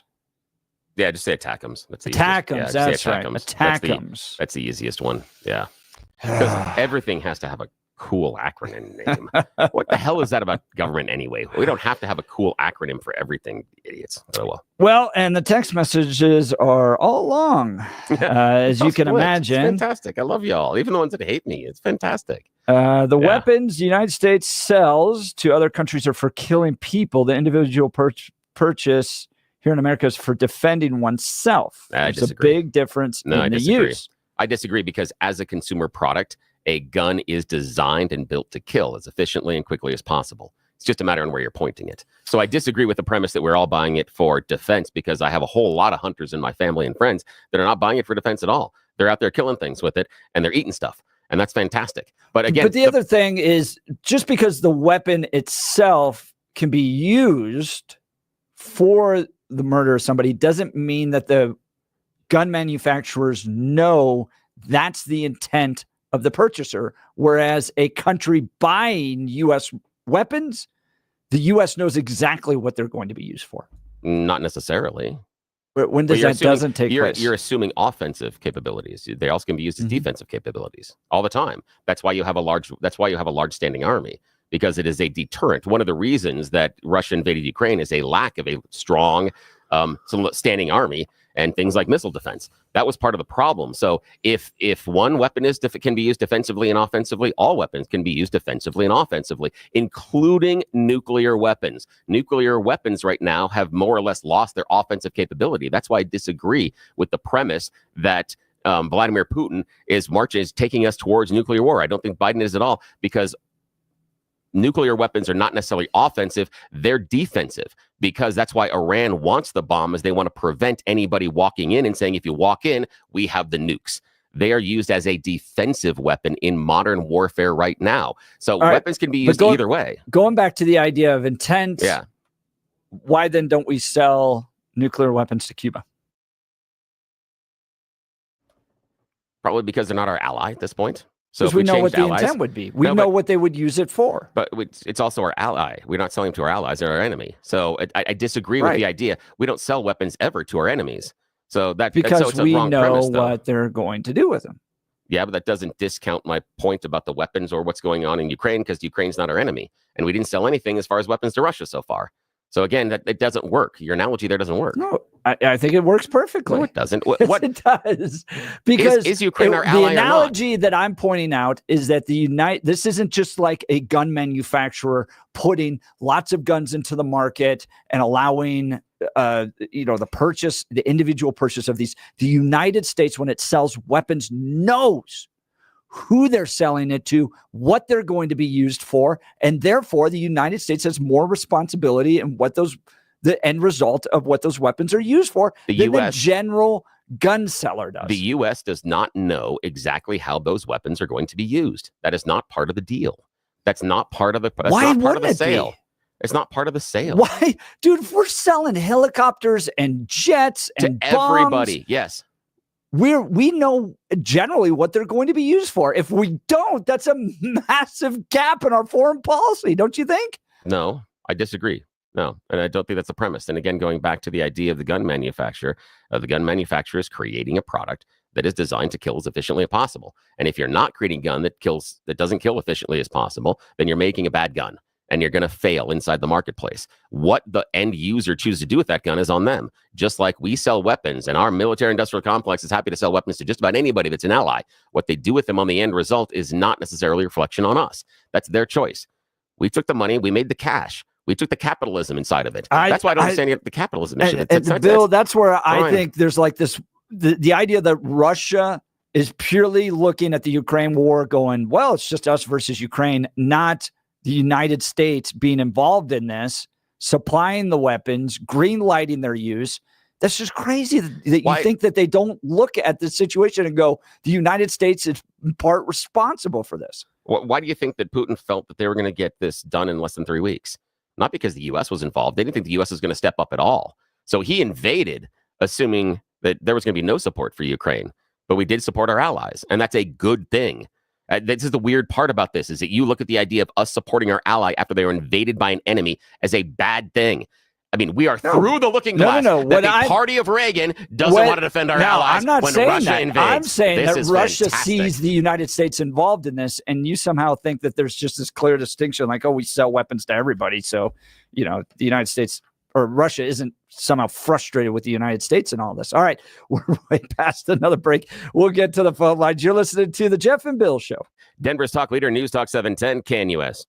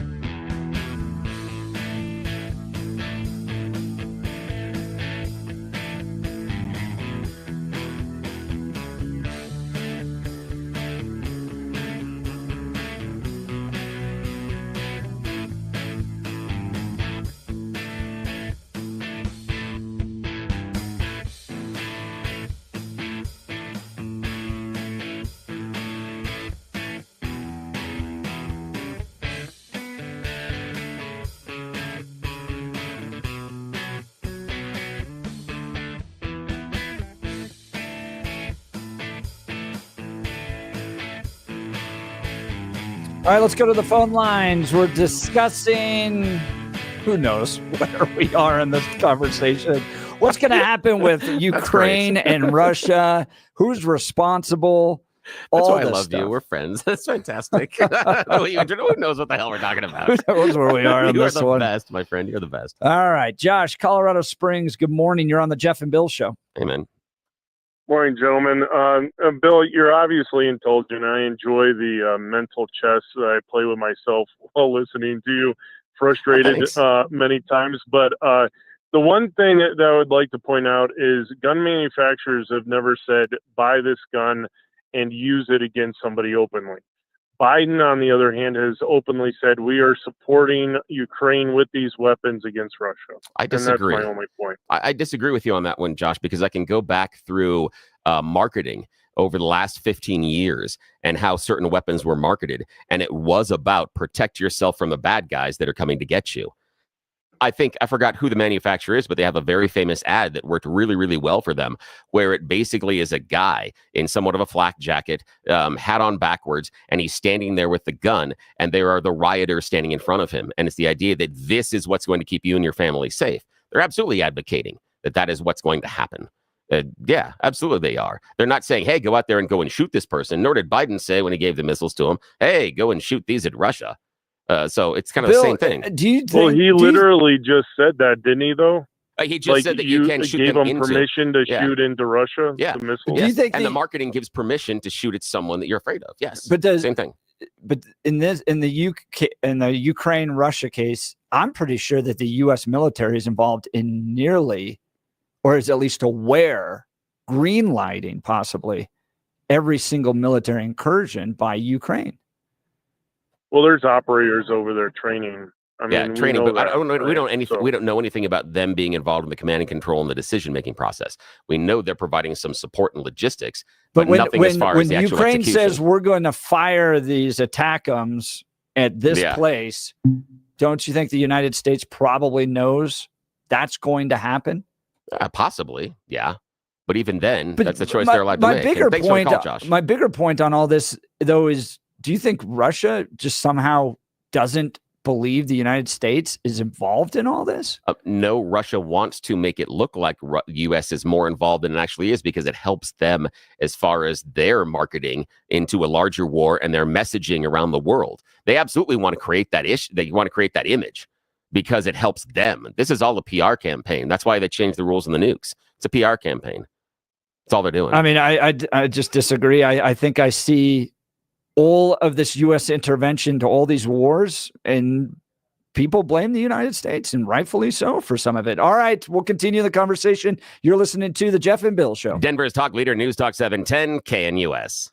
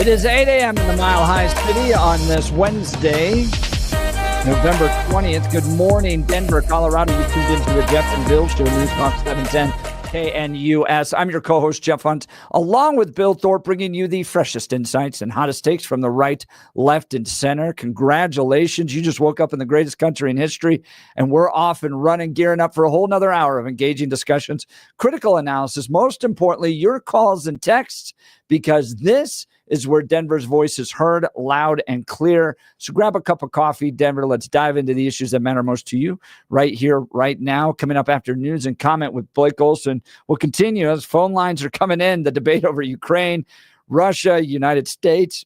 Is the United States responsible? Is Joe Biden driving us towards nuclear war? Are things getting scarier there? Is Donald Trump going to fix it? Give us a call. Phone number 303-696-1971, 303-696-1971, or text us on the Dan Caplis Law text line at 720-819-5115. Also want to get into this guy, Matthew Gaetz. Bill's just laughing. Oh, yeah. You ready for him to be your new attorney general? Oh boy, oh boy, oh boy. That's just a nightmare. It's yeah, but again, if this is the direction we're going, okay, fine. That's buckle up, Buttercup. Yeah, I know. We don't, experience, ability, competency. No longer needed in those jobs. No, it hasn't been there under Biden for a long time. The way this is playing out for me is we're just going right back into all the Brett Kavanaugh stuff again. Unsubstantiated allegations, no criminal charges, hearsay, innuendo, and if this goes before the Senate, or is this all going to be brought up? Are these girls going to be testifying like Blasey Ford was testifying under Kavanaugh? And have the Democrats really blown their trust on these issues? I think Brett Kavanaugh was totally innocent of that. All of that was made up, and then they went into bizarre realms. Totally overblew the situation. And are we going to see similar stuff with Matt Gaetz, or is Matt Gaetz really a problem for Donald Trump? He needs to find somebody else. Join the conversation on that as well. But first, news and comment with Blake Olson. Good morning, Blake. Morning, Jeff and Bill. 24 and clear in Denver, expecting a high of 50 today. It's going to be a nice day. The 710 5-day forecast coming up. Our top story, the U.S. Embassy in Ukraine is closing following a warning of a possible significant air attack by Russian forces. I wonder why that's happening. The warning comes one day after Ukraine used American missiles to strike inside Russia, approved by Biden, the deep state, or whoever's running the White House right now. Who knows? Could be any globalist. Jack Crumley, NBC radio correspondent, on with Jeff and Billy last hour. The immediate reaction from the White House has been that this is just more irresponsible rhetoric coming out of Moscow. The threat of the use of nuclear weapons in this conflict is something that Russia has trotted out there almost since the beginning.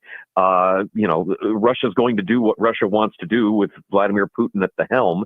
It seems like the idea that thinking that you're justified in using a nuclear weapon, if there is ever such a justification. But in this instance of, Ukraine, a smaller country with less resources, just trying to defend itself from its land being taken, seems like, trying to swat a spider with a tongue. So how about let's stop provoking them? Jeffrey Sachs. So Shh, it's a secret. Jeffrey says, this is "Shh, we can't talk America about it." fighting, shooting missiles into deep Russian territory. Right. Americans doing this. This is the point people need to understand. And the Russians said, if you do this, we are at war with you. Well, thank you, Mr. Biden. You do not have the constitutional authority for that. You may not have the... My computer just blew up. Okay. I mean, that's another whole point, Blake, is the constitutional authority to do this. I mean, the idea that we're shooting, and I know Bill goes, we're not shooting. I just totally disagree with that. We are part of this. Absolutely. Russia's going to see it that way, and they're going to escalate as a result of it. And I've got to deal with 2 more months of Joe Biden as president. He wanders into jungles. He's no idea where he is right now. That was hilarious. Okay, no. side note. Did everyone in the conversation here to see that when Joe Biden did the climate thing and then wandered off into the jungle? Everyone checked that? That was hilarious. Okay, they've got this thing, and he's talking about climate change and things like this, and he gets up from this makeshift table, and they're in the jungle, and he casually wanders into the jungle. and I say it was hilarious. Could he get lost, maybe? Here was the thing is, my thought was, the first thing popped into my mind is all the staff going, shh, back away slowly. Maybe he won't hear us. And he just let him go. And then they come back and go, I don't know what happened to him. We lost him. He wandered off, and I'm sorry. It's like coming back from the field trip and you're down 1 kid. You're like, I don't know what happened. Should have been wearing the vest. I don't know. That would be a shame, wouldn't it? Yes, it would. Doctor, thank you for all that. I appreciate that. Dr. Oz is being chosen by DJT to head the Centers for Medicare and Medicaid Services.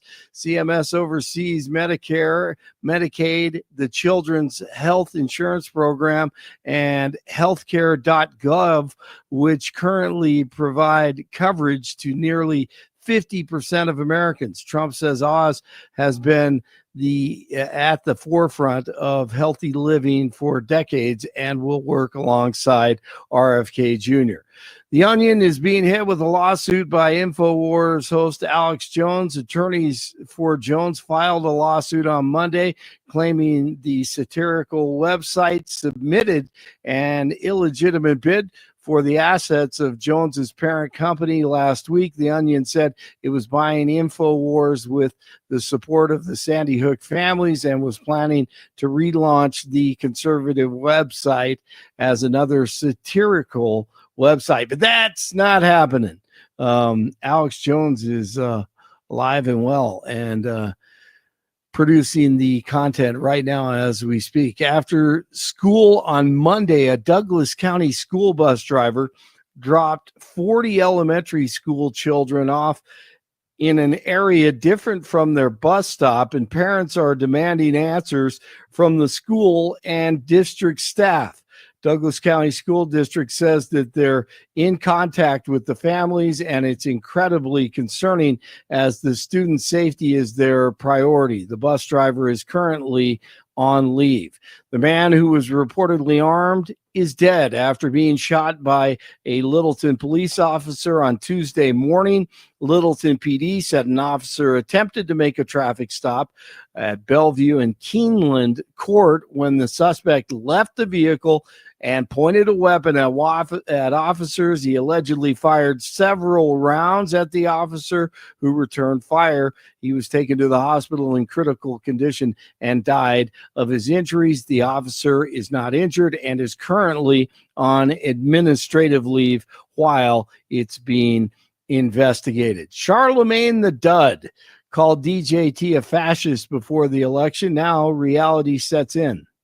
And they said the reason they're trying to go so fast with this is because they want to get this done before Trump gets in office. So yes, because Trump is it is projected that he will just kill the entire thing. This is true. And guess what? That's a good thing. Yes. Listen, here's the thing. That's why I keep telling folks, whether you voted for the person or not, when the person does something that you agree with, I'm all for it. I don't want these congestion prices in New York. No, it's going to raise the prices for too many people. It's already expensive. That's right. Hey, Do your thing, Trump. Do your thing. Hey, and do your thing. Trump, do your thing. That's right. Do your thing. And Charlemagne, maybe you should vote for him next time. Yeah. And instead of calling him a fascist, but they'll learn over time. Charlemagne the Dud. Hey, Deion Sanders says he's not planning to leave anytime soon at the University of Colorado as the head coach of the CU Buffs. Incredible season. They take on Kansas this Saturday. They are 8-2. He says he's not leaving, but it's still early. Don't hold your breath. 21 in Larkspur. By the way, that's Deion's old number, 21. 22 in North Glen and 24 in Denver. Jeff and Bill continue on Wednesday. Blake Olson, News Talk 710 KNUS. Colorado will find itself wedged between two big storms, one to our east, one to our west. We're going to be in the high pressure in between. So nice weather through Saturday. Cool today, warming to the upper 40s and near 50, upper 20s and low 30s tonight. We're going to be in the upper 50s and lower 60s and dry for Thursday, for Friday, for Saturday. Increasingly cloudy Sunday, late Sunday and the Monday, our next chance is snow. Weather sponsored by Colorado's Best Roofing, reminding you to protect your home from the harsh Colorado weather and schedule your free no-obligation roof inspection today at roofingcolorado.com. That's roofingcolorado.com. Meteorologist Don Day in the 710 KNUS Weather Center.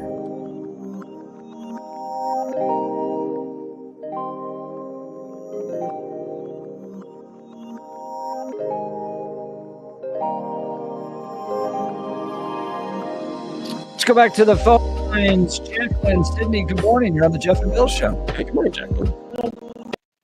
Well, it's been a while. Listen, let me run this by you.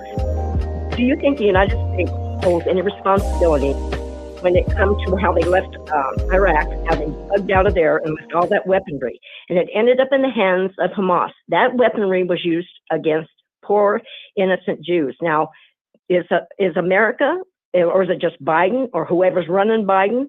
Do you think we hold any responsibility for what happened? I do 100%. In fact, there was another text message on here that I thought was really good. Something like 42% of all arms sales in the world come from America. And what I'm trying to point out is that, do you think the people that are facing the consequences of these arms being used against them don't somehow blame the United States for this? Well, they'd have to in a way. You couldn't help it because those are our weaponry.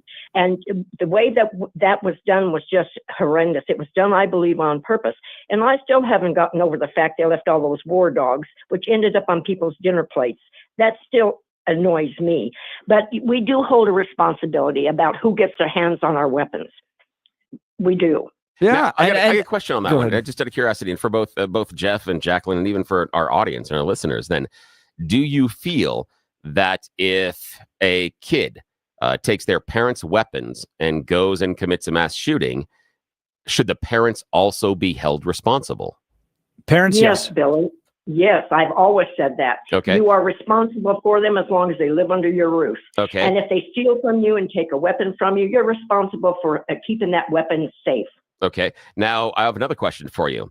Let's say that it's a gun dealer, and the gun dealer messes up the background check and sells a gun to someone that is a felon, has a violent history, and the felon goes on and commits a crime.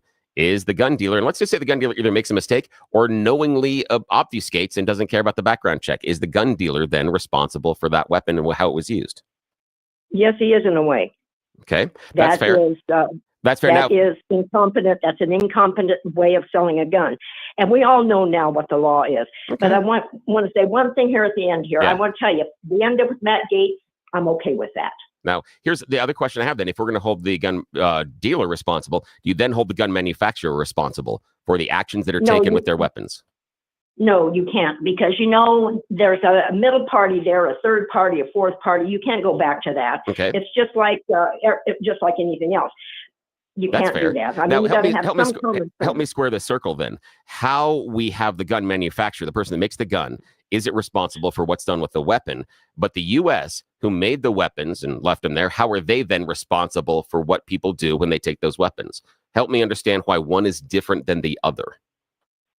Well, the way that we left over there and left all that weaponry, there was no reason to do that, Billy. It was intentional. Why would you intentionally leave weapons in the hands when you know a group like Hamas can get their hands on it?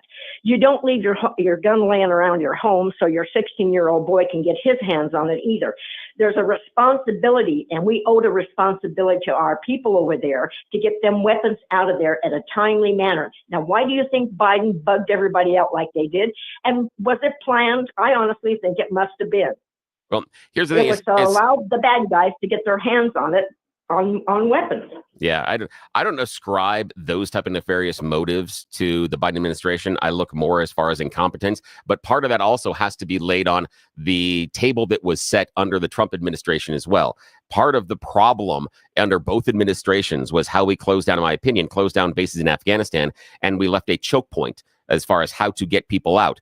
Also, the manner in which we got them out was backwards and wrong. But I do understand why leaving the weapons there and leaving especially the heavy artillery there, because sand gets into everything. And if we would have brought it home, we would have had to clean it out or refurbish everything or probably end up buying new ones anyway. And so what we did is we left it there. So we turn around and we buy new ones anyway. So that's basically what it is. We're just restocking the pantry type of a thing. So I don't think I would have left some of the small arms in there, but the large arms, I don't care. I don't think that's going to be an issue. Well, we left there in a disgraceful manner. I mean, I'll never forget that. Yeah. But but remember that was negotiated by Trump. That exit was negotiated. The manner in which it was done was negotiated by Trump. I'm not saying that Biden executed it properly, but there is a horse apiece on how that was done. There were mistakes made under both administrations, in my opinion. You're right, but the one that made the biggest mistake was Joe Biden and who's ever behind him, because it didn't need to be done that way. Nobody got fired or held accountable for it. Jacqueline, I really appreciate the call. Thanks so much. Jacqueline's line will be open 303-696-1971. I want to talk to you for a second about my good friend Dan Kaplis and Dan Kaplis Law. Dan suggests you should choose a lawyer who shares your values, because who you choose to represent you in an injury case says a lot about you to everyone involved in the case. I've known Dan for well over a decade. He's pro-life, pro-family, pro-America. He's the son of a police officer, a former seminarian who's dedicated the last 40 years of his life. 40? He doesn't even look that old. Was he like, he started practicing law when he was 5? 40 years of his life to helping people who are hurt in serious motor vehicle crashes. But more than just being a great guy with strong values, he's a real winner in the courtroom. Dan is believed to be the only lawyer in Colorado history to win 5 straight multi-million-dollar verdicts in Colorado crash cases. Dan is also believed, and listen to this, to have won the largest truck crash verdict in Colorado history. Dan Kaplis Law is so trusted that they're the official law firm partner of the Denver Nuggets and the Colorado Avalanche. Dan Kaplis Law is a serious firm for serious cases. And you might be saying to yourself, I can't afford him. That's not true. Dan accepts righteous injury cases on a percentage fee basis so that he can represent good people from all walks of life without regard to ability to pay. If you need Dan's help, give him a call, 303-770-5551. That's 303-770-5551, or hit dankaplisLaw.com. That's Dan, CAPLIS law.com. All right. Want to get to this story from the Wall Street Journal. Senators want details on the sexual misconduct allegation as Gates seeks a fair shake. Trump and attorney generals pick lobby lawmakers in an uphill battle for the confirmation. Republican senators said they wanted more details from a long-running ethics probe into Matt Gaetz over sexual misconduct and drug allegations, while President-elect Donald Trump's embattled pick to be attorney general is now lobbying lawmakers to back him for the post.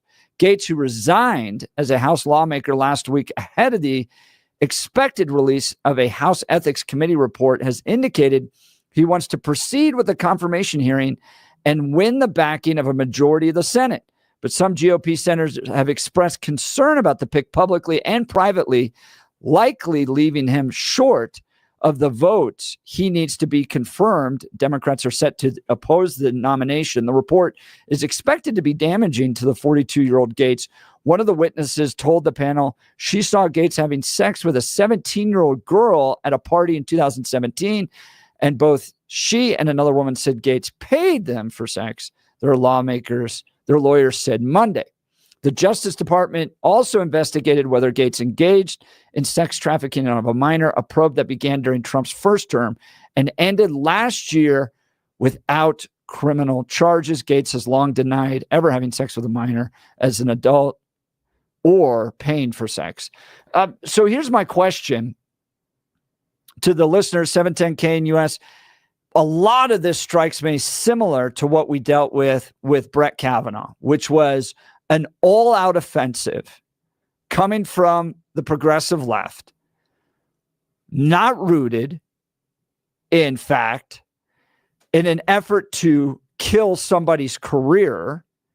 And if you remember with Brett Kavanaugh, it started with the kind of Christine Blasey Ford allegations of a night in high school. And then it just ran off into bizarro land with, that he was part of sex clubs and gang rapes and all this stuff. None of that was true. And Brett Kavanaugh had to go fight for his career, fight for his life, fight for his family during that testimony. Remember how contentious that all got? And none of it was true. And he ended up passing. He's done a fine job on the U.S. Supreme Court.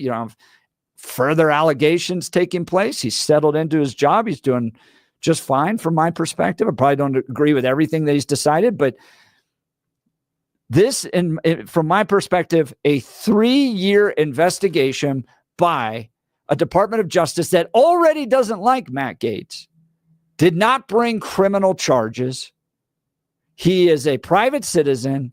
He has the ability to defend himself in a court of law. None of this was brought before him. These are all allegations, hearsay, innuendo, sensationalist charges.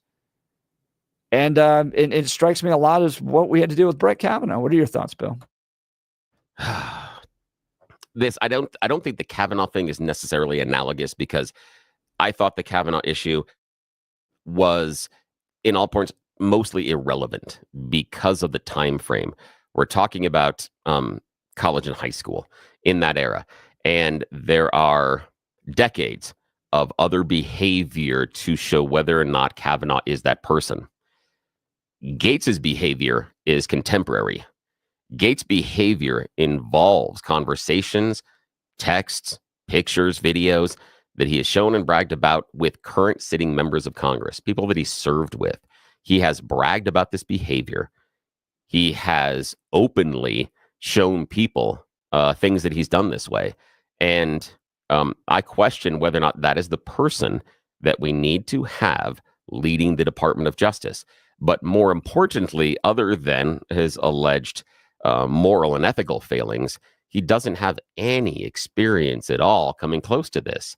I mean, he doesn't have anything as far as the ability to run the AG's office. We sat down during when friend of the show George Brockler was running for Judicial District 23. During the primary, we had his opponent here in the studio, Dagny Vanderjack, and she wanted to become the DA in Judicial District 23, absence any prosecutorial experience. When we asked her about the thing that she was most proud of in her law career, she talked about a defense case, and she's asking to be the prosecutor. Matt Gaetz has never prosecuted a dog walker. Matt Gaetz has never prosecuted a person that sped. Matt Gaetz has never prosecuted someone that bounced a check. He has no experience in any way, shape, or form in this realm. I'm not saying that Donald Trump can't choose people that he wants, but don't we think that maybe competency and ability should matter? And I don't see any of it in Gaetz. And that's my objection to him. I have severe ethical questions about him. But more importantly, he's not up for the job. He doesn't have anything that says he has the ability to do this job.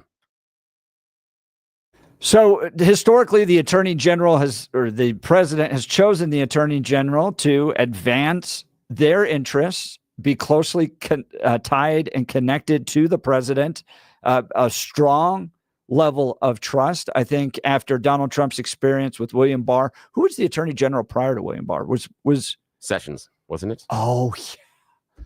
Dude, we hosted Sessions 1 year. Jeff Sessions, William Barr. I don't think Donald Trump is looking for somebody that came out of that mold of having, quote, years and years and years of experience. I don't think it worked out well for him. I think he's looking for somebody he can deeply trust that's going to advance his interests through the Attorney General's office, and that matters most to Donald Trump. Does the ability to actually do the job matter at all? Of course it does. Then what indication do we have that shows that Matt Gaetz can do this job in any way, shape, or form? I've been impressed. I will tell you, I've been impressed with his questioning while sitting on some of these committees, of driving at the Department of Justice, of wanting to hold them accountable, of representing kind of America First interests against these institutions. And I think as an attorney general, he would do that from the very top, and that would be good. He asks difficult questions. So in theory, he holds these institutions accountable. Right? But again, that doesn't necessarily mean ability. He's asking questions and he's pushing back on things, but it doesn't mean. But you're talking about like ability to manage people, to prosecute something in a courtroom, to run the Department of Justice, to run and manage all of the U.S. attorneys, to make prosecutorial decisions, to decide what is worth the time of the Department of Justice and what isn't. What are the issues that are going to be there as far as the legal entanglements in the case? What are going to be the things you have to know by putting together a large office? George Brockler was trying to hit the ground running and looking at the idea of what his office looks like and to get people in place. He didn't go out there and find people that never had any prosecutorial experience. When he's going through and he's making, when he's sitting there and he's going the interviews, he's not choosing someone that asks difficult questions and has zero experience doing the job to run the department.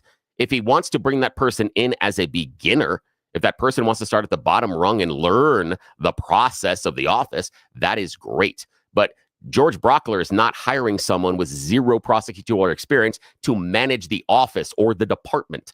And we, as voters, would be idiots to put a DA in a position who has never prosecuted any cases. That would be stupid. And that's what we're trying to do with the most powerful law enforcement man in the country. We're putting him in charge, and he's never, ever even done the most basic requirements of the job. I practice law as much as Matt Gaetz does, and I don't have a law degree. So tell me the great cases that were prosecuted and led by Eric Holder, Jeff Sessions, and William Barr. I don't know that I had to bring up with them right now. I'll take a look and see, but I'll tell you what. I bring that up as a point to being, I don't think that matters all as much as you're making it. Do you think that any experience being a prosecutor matters at all if you're going to be attorney general? I think, sure. And I think, but he has and none. Look, I'm not he looking at Matt zero. Gaetz going, Matt's absolutely perfect in every capacity. I think this is a weakness of his, but I think the strength, and honestly, what made Eric Holder effective was not his prosecutorial experience. What made Eric Holder effective in the eyes of Barack Obama was trust, allegiance, and willingness to drive the Obama agenda through the Attorney General's office. Okay. And when I look at Matt Gaetz and why Donald Trump wants him there, it's not because he has this long experience prosecuting people, but because of his effectiveness, his trust, and his ability to drive the Trump agenda through the Attorney General's office. So ability, competency in the job doesn't matter as long as you are. I'm pointing out it hasn't mattered for many other presidents either. I disagree with that. I disagree, especially when you go back. I mean, Bill Barr came with a huge resume as far as ability to get things done. So I disagree. What do you think is like more? But hang on. Go ahead. But no, the issue being the experience. You're putting someone in there as the lead prosecutor in the U.S. and they have no prosecutorial experience. And I find it fascinating that an entire party is like, no, that doesn't matter.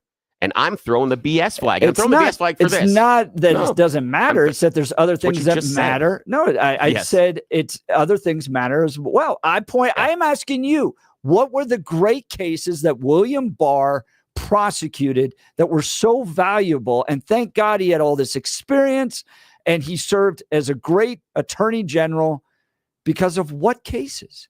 What cases has Matt Gaetz prosecuted? That's my point. Zero. No, here's the You're issue. bringing up all this experience. We got to have all this experience. But and they had experience. It didn't seem to matter with William Barr because you can't name a single one. Again, I didn't know I had to go through resumes of the previous But attorney you're the generals. one that was telling me how important it is. Yes, because I believe that the ability to be a prosecutor should matter when you're going to be the AG. And the one person in this conversation that doesn't have that is Gaetz. That's the one person in this. So here's the idea. If it doesn't matter, then tell you what. Would it be okay for Hunter Biden to be Attorney General of the U.S.? Oh, Yes, it is. Why not? Because he's a drug dealer, user. Has he been convicted of that? But Matt Gaetz is a drug user. We have testimony to that. We have Has he been testimony. convicted of that? We have testimony to that. You're going to end up having to read a legal. No, hang on a sec. I'm good on. I went through college on this, and I said we have testimony saying this happened. That's what I'm saying, and that legally is required, and that's what I'm saying. Mm-hmm. I am. I'm going through this, and I'm making sure that I'm covering my bases on this one. But what we know, and again, Hunter Biden not convicted for drug use, so he wasn't convicted either of that. So neither one of them convicted of drug use. Yeah. But we do have some testimony showing that is something that happened. We have testimony showing that they are drug enthusiasts. We have testimony showing that they are enthusiasts of ladies of the night. We have testimony showing that they have. Ladies of the night. I appreciate that, don't you? It was a much nicer term than I was going to use. We also have some ability. We also have some testimony showing of their ability, or the fact they're not concerned about what laws they break. And we have testimony from a very good friend of Matt Gaetz' running buddy about trafficking girls across state lines that are underage in order to have sex with them. That's testimony, and that gentleman is spending 11 years in prison for it. So and guess what? And Hunter Biden has prosecuted just as many people as Matthew Gaetz has. Hunter Biden has just as much experience inside a courtroom as Matthew Gaetz does. Hunter Biden has just as much experience running a large group of organization like the Attorney General's office that Matt Gaetz does. So tell me why Hunter Biden isn't just as qualified, as long as he buys in to the Trump message, to be Attorney General, since that is the key qualification. Are you going to carry the Trump water? If Hunter Biden came out and said, I'm carrying the Trump water, is he a good AG? No. But okay. No, but, yeah, but Gaetz is. Here's what I'm pointing out. Okay. You had Bill Barr, you had Jeff Sessions. And while they had all the great qualifications and while they had all this great experience, I don't think they were that effective in driving the Trump agenda, which the voters of this country want driven through the Attorney General's office. So, yeah, could I Frankenstein the most perfect candidate out there that is going to have 40 years of experience like Dan Caplis does, as well as be deeply committed to the American First agenda and drive that through the Attorney General's office? Absolutely. I'd love to do that. So but as long with as Trump, Gaetz, as long as Hunter has a MAGA hat. But what it's you good. got with Gaetz is somebody that I think is going to be effective at driving that agenda through the Attorney General's office. He's going to make the Attorney General's office a much better place than it was, especially under Biden's leadership. Get rid of a lot of this political stuff that's going on. He's demonstrated he's willing to call them account in his current roles in Congress, where he has the power to be able to do that. And I want to see what he can do with the Attorney General's office. And here's the irony in that statement is that the entire reason you want Gaetz in there is because of his politics and the political bend he's going to take. And then you push back on the alleged political bent inside of the Biden administration. You're just mad about which political bent it is, but still, as long as because I think one's better for this country than the other. But again, you're still, you can't sit there and say I'm mad about the office playing politics if you're okay with one side playing politics. But more importantly, in that entire example, you're okay if Hunter comes out with a MAGA hat and says I'm pro-Trump, then he can be AG because he can accomplish all the stuff that he wants. And I called this early that Trump should pardon Hunter. Do you remember that? I called that really early. He should just make him AG because he is just as qualified as Matt Gaetz. Prove me wrong. Yeah, give Listeners, us a call, 303-696-1971, or text us on the Dan Caplis Law text line, 720-819-5115. Look, if you're like me, you know that living in Colorado means dealing with unpredictable weather. Wow, it got cold yesterday. Hail, snow, heavy winds, you name it, we've got it. That's why you need a roofing company you can trust, and that's Colorado's Best Roofing. They're local, family-owned, and have served the Denver area for over 12 years. They understand our unique climate and know how to build a roof that lasts. Whether you need a repair after a storm or a whole new roof, Colorado's Best Roofing has got you covered. And here's what I really love. They offer a free, no-obligation inspection. They'll come out, take a look, and give you an honest assessment. No pressure, no gimmicks, just straight talk from the pros. Plus, they work with your insurance company to make sure you get the best coverage you deserve. So don't wait until the next big storm hits. Give Colorado's Best Roofing a call today. That's 303-797-7663. That's 303-797-7663, or visit them at roofingcolorado.com. That's roofingcolorado.com. Trust the best. Colorado's Best Roofing. Stephen really is a great guy. I was talking to him about his faith. He came to faith a little bit later in life and has dedicated his company to serving people. You know, you get a lot of those folks that want to build roofs. They kind of come through after a storm and they just travel. They just go with the storms. That's not Colorado's best roofing. This is about quality craftsmanship on your roof, getting it right. That matters. So, all right, we'll continue with the Jeff and Bill Show. This is Denver's talk leader, News Talk 710 KNUS. Hunter Biden for AG.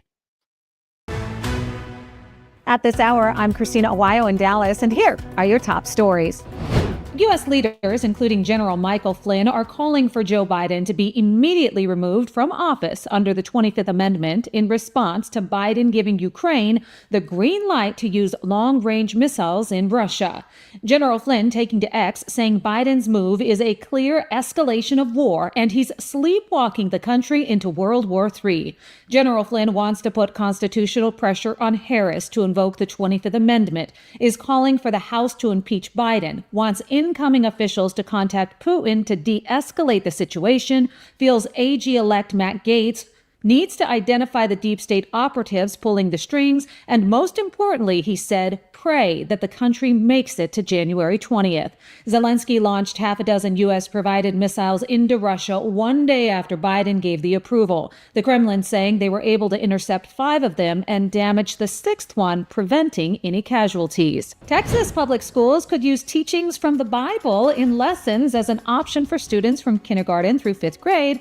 Hours of testimony was heard for and against the plan. It mirrors Republican-led efforts in other states to incorporate historical religious teachings into public school classrooms. The board is expected to hold a final vote on the measure Friday. That's what you need to know at this hour. In Dallas, Christina Aguayo, Salem News Channel.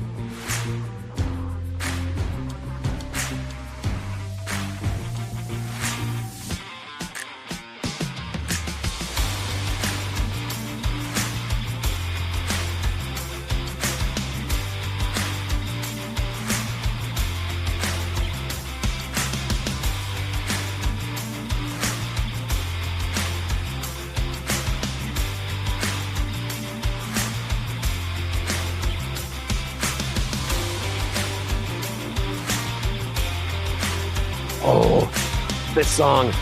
It's got a shot at breaking a record. It does? Yes. This was the song of the summer. Yeah. It has spent 18 weeks, I believe it is, at the top of the chart. Wow. Yeah. And on, I believe, top 40. 18 weeks. If it hits 19, ties a record who, crap, I can't get it out of my brain as far as who it is right now. But the question is, there's now the sea change to Christmas music. And Christmas music rapidly comes up. Anybody that is in the adult contemporary world, anybody that knows Cozy, knows that all those songs that were played on Cozy now get taken and put to the side. Same thing happens as Christmas songs come on to adult contemporary stations, places like Alice and Mix, and then also Top 40. KS 107.5, things like that. So in those stations, you start having Christmas music erode the shot at Shabuzi, breaking a record for a number of weeks, top of the charts. Now, it's not continuous because he was at the top, he fell, but he's back at number one now. And I, for one, I hope he breaks the record, but this is going to be interesting the next couple of weeks. I've listened to some of his other stuff, and he strikes me as a one-hit wonder. It's... His other stuff isn't my flavor. He works well in the urban and the rap side of things, but this is a definite crossover hit, and this is going to be his biggest song forever. And again, it's got a little bit of a country twang. It's definitely outside of what he normally does. I am not over. I appreciate what he does. I'm not a Shabuzi fan. I'm not going to go to the concert. Anything else? Free tickets? Sure, I'll go. But I appreciate what he can do musically. But no, I agree. This is his best song by far. And if you like this song, you're not going to like the rest of the album. Yeah, right. No. They don't sound anything like it. Not even close. It's like, okay. Yeah. Don't you remember that though as a kid? You go out and you buy the album because you like the one song and you're like, the rest of this sucks. I may have, I'm going to make a confession here. Yeah, please. I want to know. I found a record store that sold me an NWA album. Woo! My man. That took me to places I probably shouldn't have been as a young man. Oh, NWA is awesome. Oh, man. Yeah. Now, which one? Was it Straight Outta Compton? Was it the original? It might have been. There's so much inappropriate stuff on that album. Oh, absolutely. But that's kind of what the rap gig was at the time. And then I'm going to be a little disappointed if you didn't also get a Public Enemy album at the same time. Yeah, no, I didn't go there. Oh, that's disappointing. You got to do the NWA and the Public Enemy at the same time. I went through the only band like I got really into. Like seriously, like went and dove into all their B tracks and all that stuff. Ooh, who is Can you this? guess it? Keith Urban. No, sorry, that's my wife. I'm just playing. What is it? Red Hot Chili Peppers. Oh, really? You're a Chili Peppers fan? Okay. I got so deep into that and the different guitarists, and then Dave Navarro from the John Fuentes and all that stuff. John Frusciante. Frusciante, that's right. Okay. It was a while ago. Okay, we're going to push pause on the regularly scheduled Jeff and Bill show here for a little bit. Chili Peppers, fantastic band. Great with Hillel Slovak, passes away. Yes. John Frusciante brings them to another level. Frusciante is fantastic. I like what Navarro does, and he comes out of Jane's Addiction. Yes. But he's not the same and doesn't bring the same thing musically. Nope. When Frusciante is playing off of what Flea does on the bass, that's magic. They do stuff there that is unlike anything else in music. But when he's not there, they're severely lacking, in my opinion. And the whole transition that took place under the song Under the Bridge Downtown, which was a poem written about the death of Hillel. Yeah, Hillel. And in fact, the story behind that, Rick Rubin found that in a notebook while they were recording. Yeah. And he was just looking for lyrics and some other stuff and ideas and inspirations. And he comes to Anthony and says, here, man, what about this? Can we do this? And Anthony's like, that's not even a song. That's just poems I'm writing. And he had to push Anthony for weeks before he brought it to the band. And the band's finally like, oh, no, we love that. We love that. Here's another one. Soul to Squeeze was a very popular song. It's about heroin. It's about heroin addiction. Do you remember what album you had to buy in order to get Soul to Squeeze? Because it's not on a regular Chili Peppers release. No. It's on the Conehead soundtrack. So really? Yes. So here's the thing. SNL ripoff, comedy sketch, comedy movie, heroin song.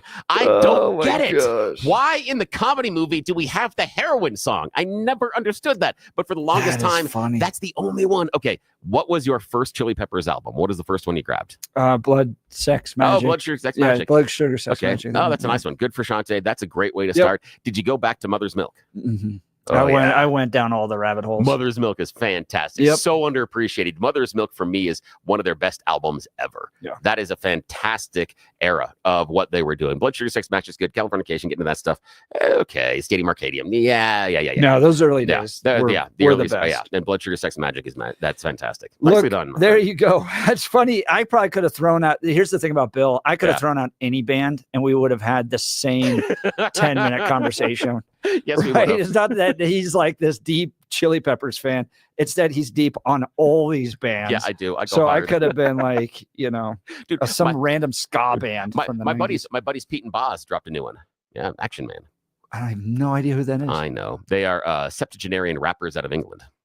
Oh, those guys. Those dudes, Those Pete and guys are Boz. hilarious. Yes, they They're dropped a new one. They're Action big Man. on social media right now. It is fantastic. It is so you good. listen to these guys, and you're like, oh, those sound like rappers, just urban rappers from England, Yeah. and then you go and they're dressed in these 3-piece suits, Yeah, and they're in their 80s, Yeah, they're and 70s and 70s. 80s. Yeah, that's fantastic. They are so good. All right, Yeah, look, okay. with all the work I've had done to my teeth, believe me, finding a good dentist makes all the difference. I'd like to tell you about Dr. Mike at Rocky Mountain Dental Group. He helps people like you and me look and feel amazing by providing the best dental care available. See for yourself all the 5-star reviews at RockyMountainDentalGroup.com. Here's one. Every single person in this office is delightful. Their knowledge and consultative approach to dental care is fantastic. I highly recommend them to everyone I know. Look, if your gums are receding, especially if you're 40s or 50s, it's critical to address this issue promptly. Here's why. It's only going to get worse. And as it gets worse, it doesn't just affect your gums. You'll actually lose the thickness of your bones in your jaw, and that means your teeth are going to fall out. You got to talk to Dr. Mike because he's a top-tier expert in the Chow pinhole surgical technique. This method requires no cutting, no sutures, and virtually no downtime. The pinhole surgery is so painless that many clients go on to have other areas of their mouth treated as well. They also offer sedation if you have any apprehension at all. Schedule a free consultation with Dr. Mike. Call 303-233-1335. That's 303-233-1335 or visit RockyMountainDentalGroup.com. That's RockyMountainDentalGroup.com to book your free consultation today. We'll continue with your phone calls and texts. You're listening to The Jeff and Bill Show. Denver's talk leader, News Talk 710 KNUS. Taking your request right after this.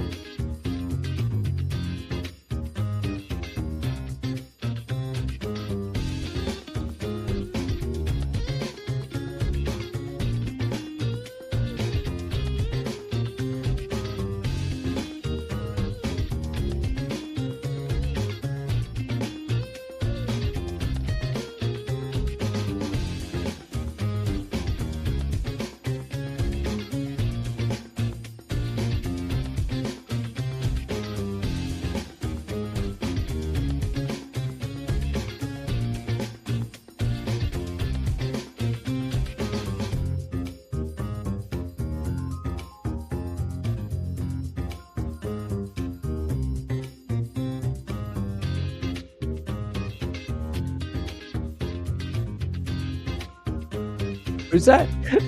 Sorry.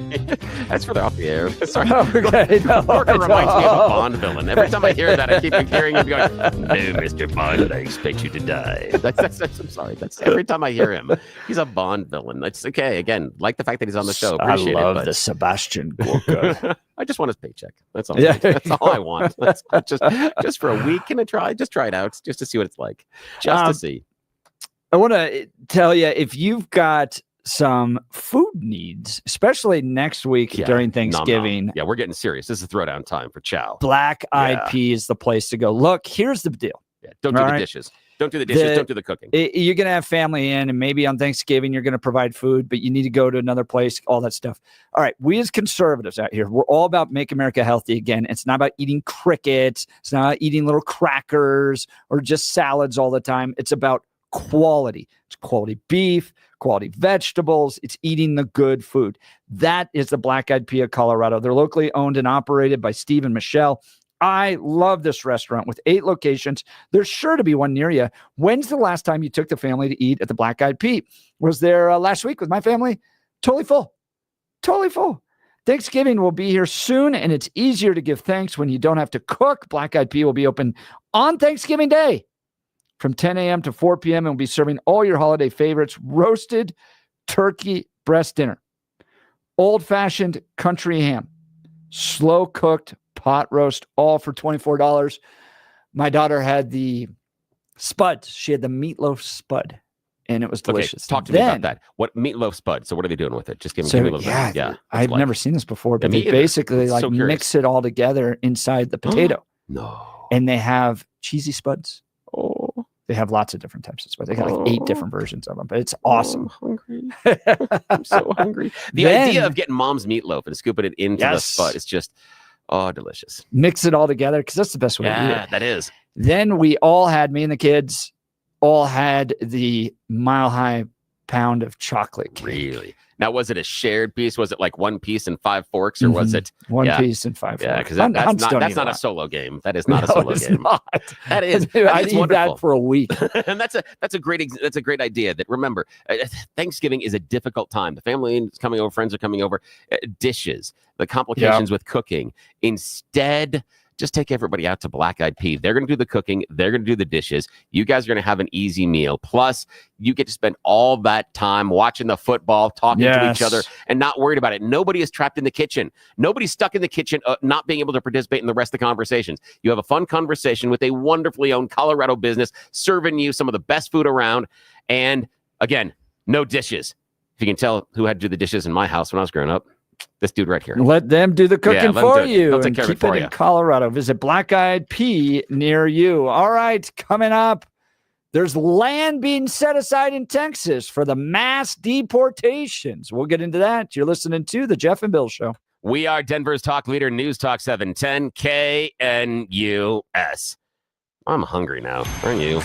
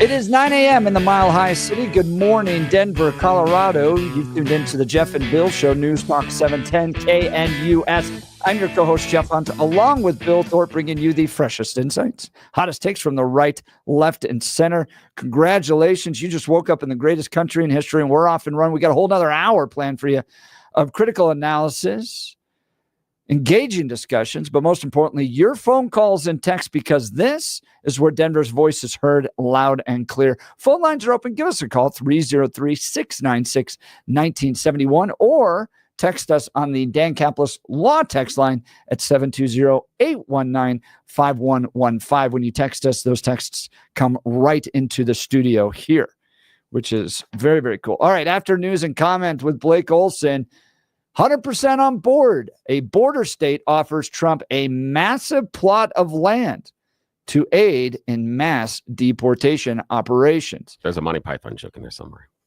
from the Holy Grail. Huge tracts of land. Sorry, the castle in the swamp. Sorry. Okay, go ahead. I distract everybody. Huge tracts of land. Yes. I don't know Monty Python well enough to get those references. I just know the time when he gets, it's just a flesh wound. I'm going to go cry a little bit here. Monty Python, Star Wars, music. We're just different people. Yes, we are. And that's how this works, my friend. All right. Let's start check in on news and comment with Blake Olson. Good morning, Blake. Hey, good morning, guys. 31 and clear in Denver, expecting a high of 50 today. The 7-10 5-day forecast coming up. Our top story: after school on Monday, a Douglas County school bus driver dropped 40 elementary school children off in an area different from their bus stop, and parents are demanding, answers from the school and the district. That would frighten me also. Yeah, Douglas seriously. County School District says that they're in contact with the families, and it's incredibly concerning as the student safety is their priority. The bus driver is currently on leave. That would frighten me. So I was thinking about it. I want to ask you both, you, Blake, and Billy, about this. I grew up riding buses home, right? And there's a jungle atmosphere on those buses. There's bullies, there's, situations you got to deal with, your crush, all that stuff. It's just chaos when especially like the 5th, 6th, 7th grade years, riding a bus home is just chaotic. Okay. Yep. And I think it teaches you some important life lessons. But I think a lot of kids, including ours, who attend a classical charter school, there's no bus service. So you got to do the drop off and pick up stuff. Exactly. Do you think kids are missing out in life by that's not a good question. riding the bus home? No.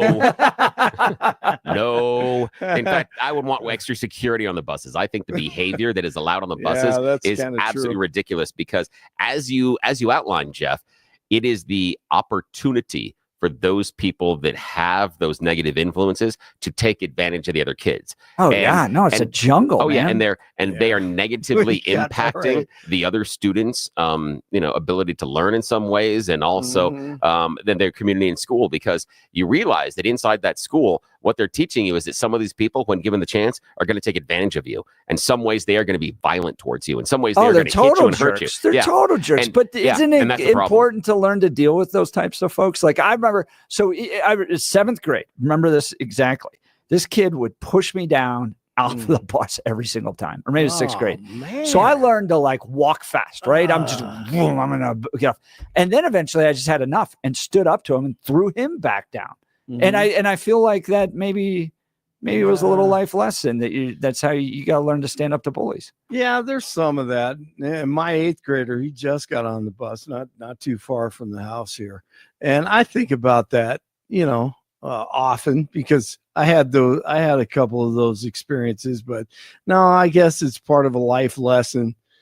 But, you picture, I don't want to make light of it, but you said it's a jungle in there. And I can kind of picture the driver just pulling over on the side of the road.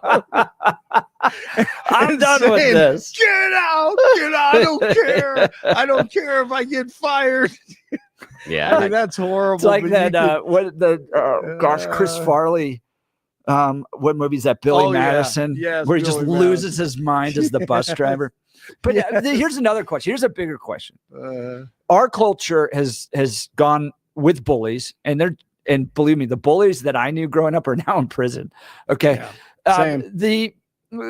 Our culture has, to deal with those types of people, has gone in the track record of like anti-bullying, right? They have these anti-bullying months and anti-bullying stuff and all that. And I don't disagree with that, but should it be better to teach our kids to stand up to bullies? Like, you're going to run into these types of people in life. Developing the skill set of confrontation, of shutting these types of bullies down is an important skill set to have in life. I don't know. What do you think?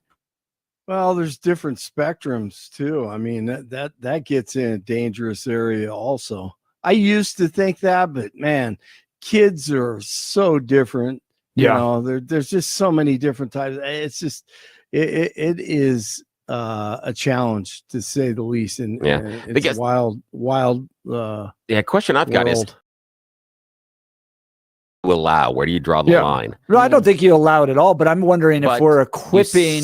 You said we should, though. You said I said the kid has to learn how to deal with the bully, to confront them. I know. So if you're saying the kid has to learn to confront the bully, that means that the action is okay. You're not going to take action against that bully. No, I'm just wondering if the best way to deal with all of that was through this kind of like anti-bullying effort, right? Like, we're going to have these weeks and talk about bullying and all that stuff. Or is the best way to confront these bullies to teach kids to confront them? No, the best way is to punish the bullies through the system, and they're not held you don't responsible. Think so? You don't think they're held responsible? No, not in the least. No way are they ever held responsible from the schools or the school districts. No. And that is why the behavior continues to happen. And I disagree that we need to put the ownership of fighting back for yourself necessarily on that young child, especially if it's an 8th grader that's bullying a 6th grader. The 6th grader shouldn't have to learn that they've got to physically fight back. And if we're talking about how you're going to resolve conflict, the one thing we don't lean into is do this back to the bully. The issue is the structure in and of itself doesn't hold the bully responsible. And that is a failure of the school system. That is a failure of the teachers. That is a failure of the teachers' assistants. That is a failure of the security system. And that is a failure of the parents. I mean, and Bill, this is where I think we naturally go our different ways, because you look at it structurally. And you go, well, we have all these structural issues that we have to address. And I'm like, no, I think if the 6th grader gave him a little bit of a slug back, it's probably going to finally teach that bully a life lesson he needs. But what if the bully turns around and the 6th grader gets a slug back, and the bully turns around and hits the guy several times in the face and knocks out a couple of teeth? And then he fights back harder. No, he doesn't have any teeth. He's learned that he can't. So now what you've created is a victim. He now knows when he runs into someone like that he's now the victim. What you're doing is you're setting up. I think you've got to teach them that there are serious consequences, and the consequences to bullying somebody is not a structure that's going to come down on them, but a punch right back in the nose. So in other words, you would be okay with middle school fight club.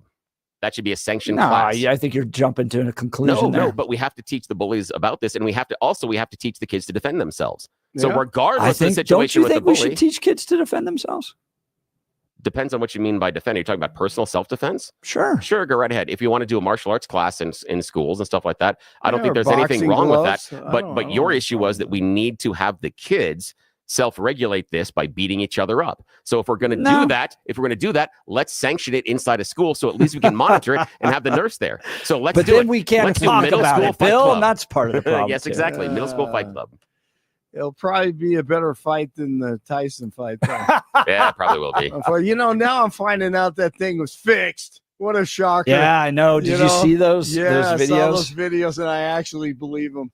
I mean, it makes sense. I do too. Now that I learned about more about what's his name, Paul, and what Billy said about him, and all the information, I think it may have been fixed. All right, man, you got me thinking, Jeff. Doggone it. All right, the U.S. is closing its embassy in Ukraine because there could be a significant air attack by Russia. No way. The communists running the White House right now, officially, Biden or whoever, approved Ukraine using U.S. missiles to strike Russia on Tuesday. The U.S. has been poking the bear for 30 years. NBC News correspondent Jack Crumley on with Jeff and Billy this morning. The immediate reaction from the White House has been that this is just more irresponsible rhetoric coming out of Moscow. The threat of the use of nuclear weapons in this conflict is something that Russia has trotted out there almost since the beginning. Russia's going to do what Russia wants to do with. Then don't provoke them. Stop. And if you really want to know more about why we're in this situation, I always listen to the Professor Jeffrey Sachs. So this is America shooting missiles into deep Russian territory. Right. Americans doing this. This is the point people need to understand. And the Russians said, if you do this, we are at war with you. Well, thank you, Mr. Biden. You do not have the constitutional authority for that. You may not have the mental competency for that. You certainly have not had any deliberations with the American people or with our representatives in Congress about this. And you reversed a decision from 2 weeks ago without any justification on your way out after your administration was repudiated. It's a disgrace. DJT naming transition co-chair Linda McMahon as education secretary. She was given the nod after Trump named his other transition co-chair, Howard Lutnick, the new Commerce Department secretary. A report related to an investigation into Trump's pick for AG, Matt Gaetz, will be the focus of a closed-door meeting by the House Ethics Committee today. A number of Senate Republicans and Democrats have said they want to review the report about allegations of sexual misconduct and illicit drug use before Gaetz's confirmation hearing next year. House Speaker Mike Johnson said the report shouldn't come out because Gaetz resigned from Congress after being nominated by the committee and no longer has jurisdiction. Sonny Hostin on The View. How could you nominate someone with allegations of child trafficking across state lines and having sex with a 17-year-old? My understanding further on in the interview, they discussed the fact that once he finds out that she's 17, he stops having sex. And then 3 minutes later, she had to clean it all up. Sonny, you have a legal note. I do have a legal note. Thank you, Whoopi. Matt Gaetz has long denied all allegations, calling the claims, quote, invented, and saying in a statement to ABC News that this false smear following a 3-year criminal investigation should be viewed with great skepticism. That DOJ investigation was closed with no charges being brought. We'll be right back. She was thrilled to read that. It's one thing to listen to it. It's totally another experience to watch it. Looks like a hostage video. It does. It's exactly right. It looks like a hostage video. It does. It does. Just I must having to read things about someone she despises to her core. Right. Can't stand him. You know, guys, yesterday I said, I'm going to dive over. I'm going to watch MSNBC for a little bit. Oh, goodness. Yeah, I can only stand that for it is so low energy. It's so low energy. Really? Yes. Wow. I watched the lady in the afternoon over there, and it was just no joy. No joy. They talk about Trump taking away joy. They don't have joy to begin with. Oh, man. Oh, there's no doubt. And plus, they want to sell. They're up for sale, right? Or they are. CNN or yep. I think CNBC, Billy ought to MSNBC. buy it. Yeah, they're Billy all up there. Should buy it. Oh no, Jeff, you should buy it. I don't be responsible for those people. Just switch it all up, man. Make it a music network. Okay, now you got something. I could do that. I could do that one. I know you could. Nuggets over the Grizz, 122-110. Former UNC star Dalton Knecht, 37 points, 6 for 6 from three-point land. Lakers over the Jazz and the Avs over the Capitals. Deion Sanders says he's not leaving CU. It's still early. Buffs play host they actually take on Kansas on the road at Arrowhead Stadium this weekend. 30 in Glendale, 28 in Westminster, and 31 in Denver. Jeff and Billy continue, and I don't think there'll be any ladies of the night anywhere near. Yeah, can we just bring it up? Here's a good message, and I got beat up in the media for this. I'll say it over and over and over again. Live the Billy Graham, Mike Pence rule in your professional life, and it just saves you from all of these headaches. And it's the idea that you just don't put yourself alone with women that aren't or anybody of the opposite sex. That's not, you're not married to. Don't travel with them. Don't go out to dinner with them. They're just not keep your it friend. Keep it professional. Friends, exactly. Keep the door open to your office. Give them the Heisman. Stiff arm them. Get away. I'm telling you, for critiques you can have about Mike Pence, you're not dealing with crap like this and allegations like this, and you never have. True. No, that's true, but I'd rather you be more like Billy Graham. Yes. Blake Olson, News Talk 710, KNUS. Colorado will find itself wedged between two big storms, one to our east, one to our west. We're going to be in the high pressure in between. So nice weather through Saturday. Cool today, warming to the upper 40s and near 50, upper 20s and low 30s tonight. We're going to be in the upper 50s and lower 60s and dry for Thursday, for Friday, for Saturday. Increasingly cloudy Sunday, late Sunday and the Monday, our next chance is snow. Weather sponsored by Colorado's Best Roofing, reminding you to protect your home from the harsh Colorado weather and schedule your free no-obligation roof inspection today at roofingcolorado.com. That's roofingcolorado.com. Meteorologist Don Day in the 710 KNUS Weather Center.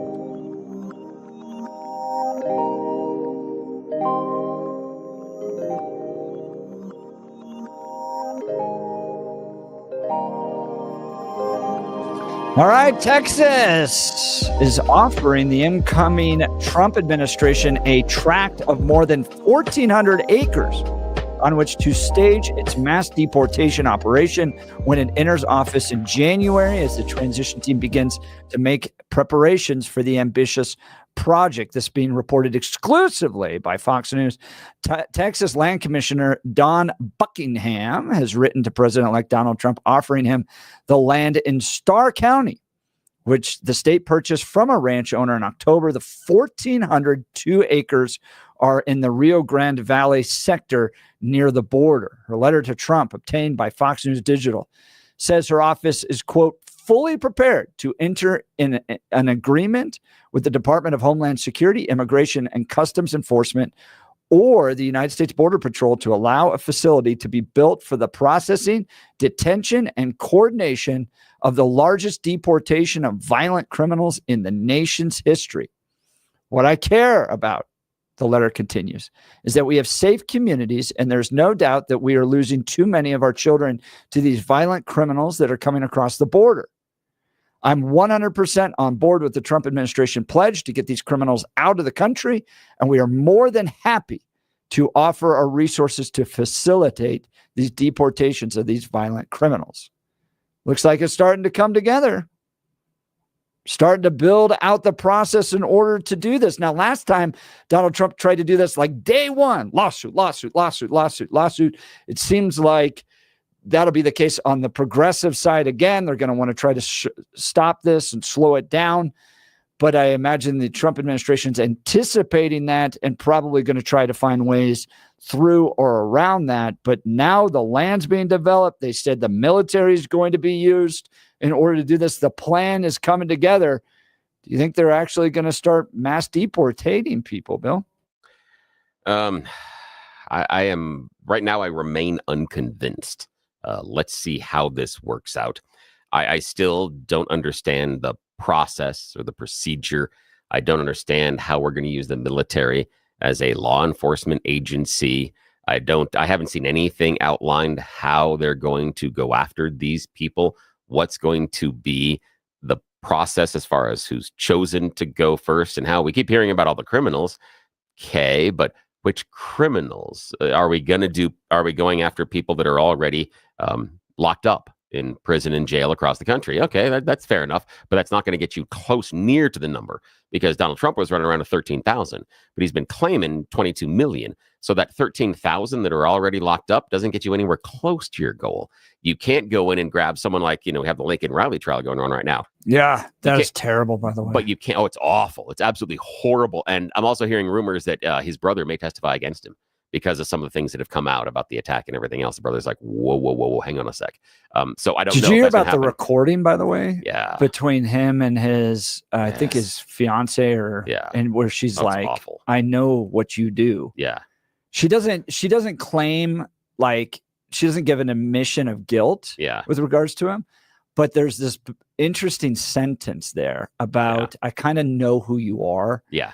And what the police think happened was that guy just got hammered. Yeah. And then decided to go hunt down anybody he could find. Yeah, exactly. And here's the thing is, and this is not, I'm not saying I've known people exactly like that, but I can think of two people in my friend group over the years. They're not current friends now, but over the years, there are two people that immediately come to mind that they have a tipping point.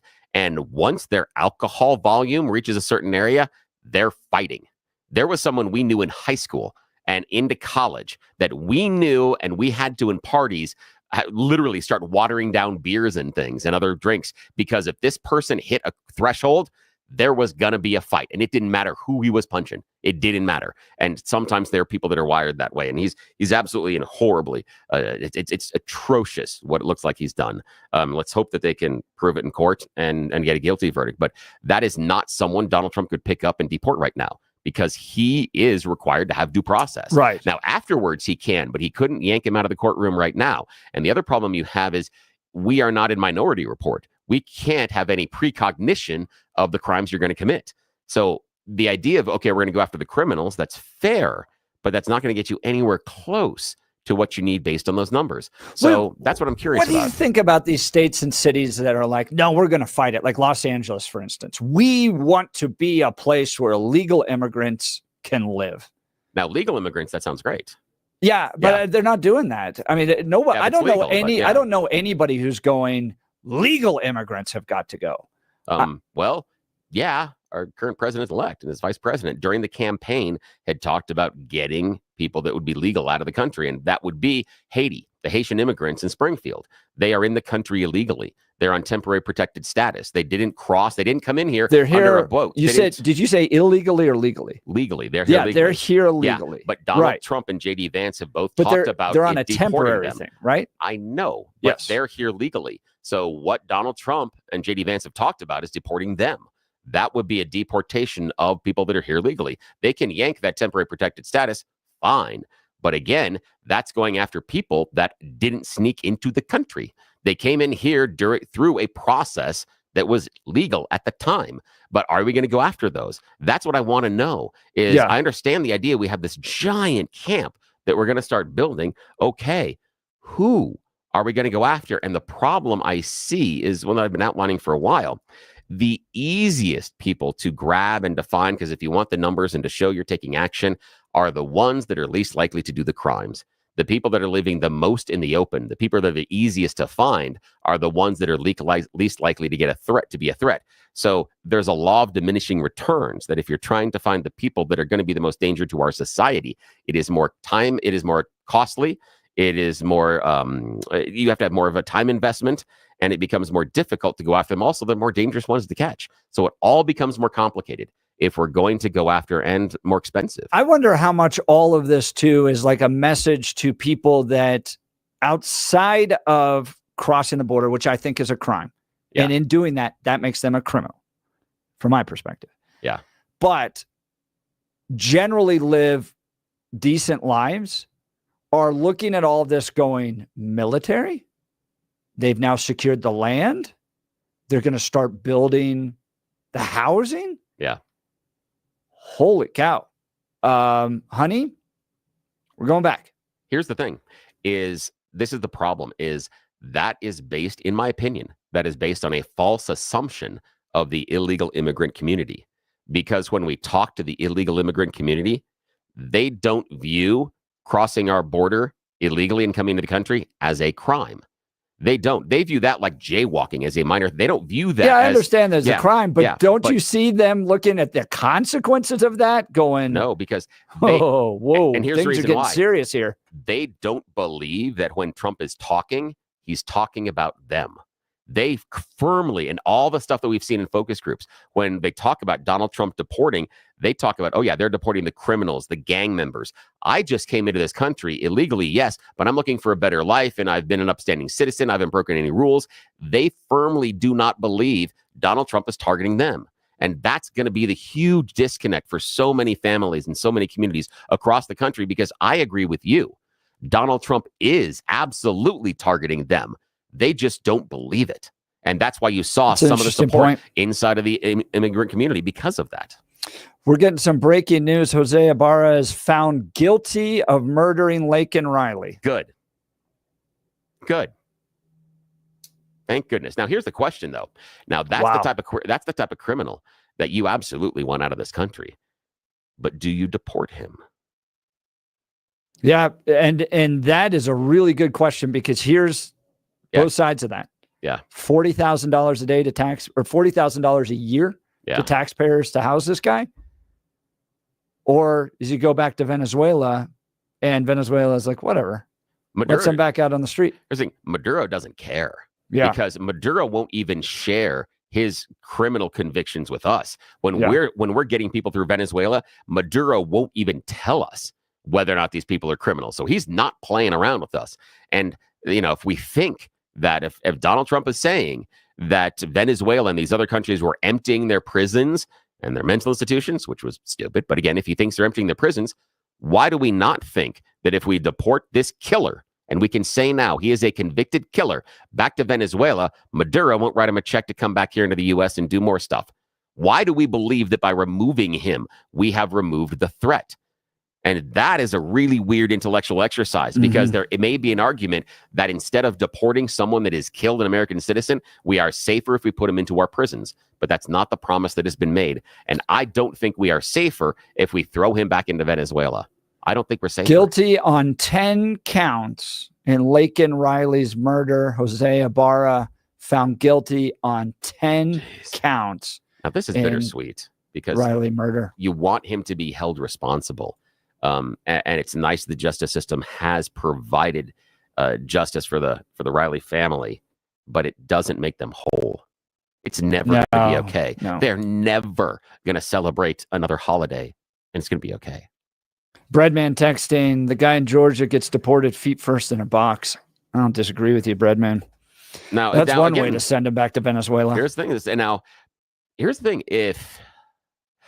The thing is, I'm very malleable on the death penalty. Yeah. Because I'm not sold on the fact of it being a deterrent, because I'm not sold on the fact that anybody that commits a crime actually thinks you're going to be held responsible, because if you did, you wouldn't commit it in the first place. So I question some of that deterrence aspect. But if we're talking about this as far as a revenge factor, and if we're going that way, okay, I'm in. I'll push my chips into the center and say, yeah, if this guy, because he took Laken Riley's life, that we're going to go ahead and then take his life afterwards. Again, I disagree with some of the appeals processes, etc., but it's not based on, quote, justice, but just based on more of a revenge factor. All right, I can get there. I'm that twisted. I don't think it's twisted. I think it's a call for justice, and I think the human psyche longs for that form of justice, where you go, this guy's going to be put away for the rest of his life. He's going to watch cable television, get to lift weights, enjoy 3 meals a day. Meanwhile, Laken Riley's family is going to think about that loss every single day. Do I consider that justice served? No, I don't. I think justice served would be to Breadman's post, feet first in a box, ship back, and maybe even just dropped out of the airplane over Venezuela. Here, welcome back. Here's a part, and again, I'm going to disappoint a lot of people listening to our show at this point, and other people are going to go, hey, I like believe it more after this. There's part of me that does thirst for that revenge in these type of violent crimes, in these type of situations where, and this is why you should never nominate me as Attorney General of the United States of America. To call back to what we were doing the last couple hours, I should never be the AG, because I would be okay with, in cases like this, after the verdict, that we take the killer into a room, and then every member of Lake and Rowley's family gets a baseball bat in 5 minutes, and you just take turns. And then at the end of that, you get 5 minutes, and there's a timer, and there's a 30-second warning signal, and after the 5, you get to do it. And then after that, he deals with the consequences of the revenge, because there's part of me that revenge, okay, but we have to admit that that's part of the revenge. As long as we're open and honest about it, I can get there. I am that twisted. I don't know if I would put it in the twisted category, because I've often said, especially with these school shooters, that we should bring back public executions. Yeah. I think if people sat there and watched what happens to people that harm our kids with guns. Here's the thing for me, is for those school shooters that go in there and they kill multiple kids, killing them once isn't enough for me. That's why I like the revenge factor, because if there's eternal damnation and suffering. I know, but Mr. guess Roman what? Catholic. The one right here feels so much better. It feels so much better. Well, speaking of something that'll make you feel better, did you know that last year, well, before I get into this with Empower Home, if you really do want to feel good about selling your home, right, and you want somebody that's going to be a pro to really help you get that home sold, to make you feel good about it, it's Gay Ribble and the Empower Home team of Keller Williams. Here's why. Last year, over 49% of homes listed did not sell with the real estate agent who took their initial listing. Could you imagine that? That's half. Half of the folks out there went and did the whole walkthrough, got the house pretty, and took all the pictures and sat down with the real estate agent and worked through all the details. And then they had to change agents. Half. This costs home sellers thousands of dollars in lower offers and painful holding costs.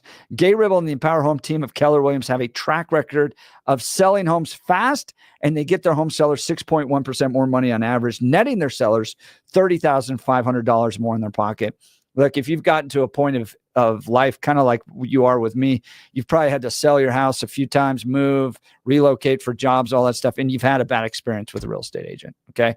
This is a business deal for your family. This is about getting the most money you possibly can. And the people I trust to do this, Gay Ribble and the Empower Home team of Keller Williams. They get their home sellers 6.1% more money on average, netting their sellers $30,500 more in their pocket. They do this using their proven proprietary systems and guarantees. Go with the team that doesn't just make empty promises, but can actually provide proof of their experience and a track record of getting homes sold for top dollar. Gay Ribble and the Empower Home team is so confident in the services they provide and the results that they can get you that if you're not happy, you can cancel at any time. No cost to you. This is their cancellation promise. Call 833-301-SOLD. That's 833-301-SOLD, or visit gayasthebuyers.com. That's GAYE hasthebuyers.com. We'll continue with your phone calls and texts. You're listening to the Jeff and Bill Show. Denver's talk leader, News Talk 710 KNUS. At this hour, I'm Christina Awayo in Dallas, and here are your top stories. An emotional day in court during the Lake and Riley murder trial when it was revealed that Riley's mother missed her daughter's final text message and phone call before being murdered while out on a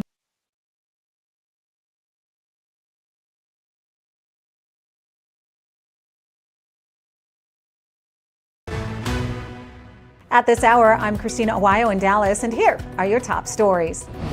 Congresswoman Nancy Mace is getting some graphic death threats after she introduced a bill on Capitol Hill that would ban transgenders from entering into the women's bathrooms at the U.S. Capitol. One of the videos from an LGBTQ activist and a person who appears to be a transgender graphically describes how they would kill her. And drag your face down to the floor. Mace's resolution was sparked after the first transgender lawmaker was elected to Congress. The representative from South Carolina says even though she's being threatened, she will not back down from protecting women. I find it reprehensible. I find it deeply disturbing that a biological man would demand to be in a private woman's space, whether it be a locker room, a changing room, a restroom. I don't care what it is. You don't belong there. New York prosecutors oppose any effort to dismiss President Donald Trump's hush money conviction, but instead they say they want to delay his sentencing until after he finishes his second term in office. In a court filing, they said they're okay with a sentencing delay while Trump's lawyers fight to get the case tossed out in light of his election.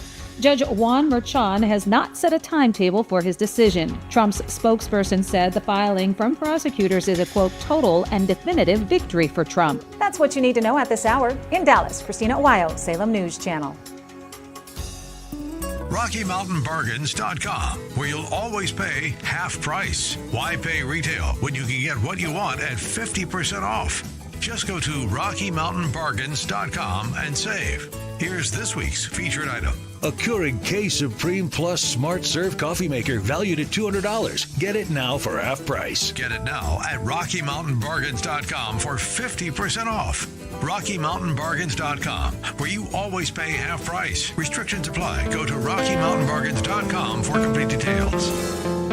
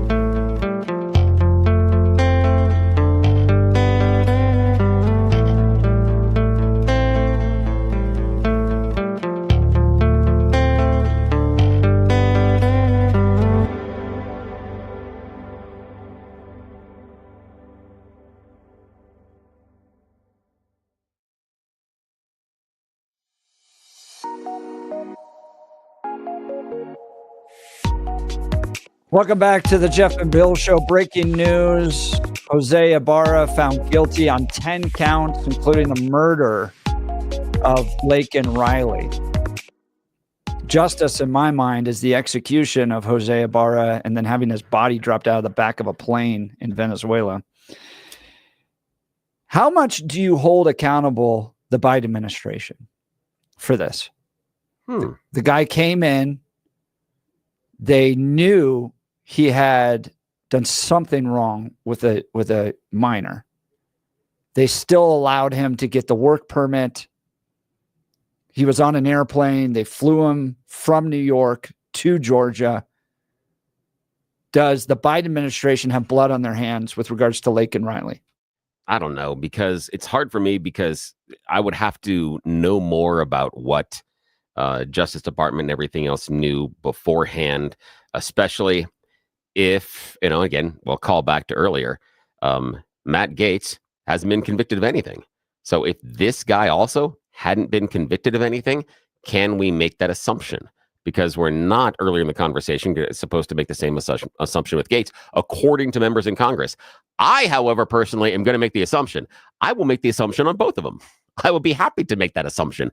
I do think there is a problem, although I don't think necessarily the Biden administration has blood on their hands, because I have a problem when you're going to hold an administration responsible for everything.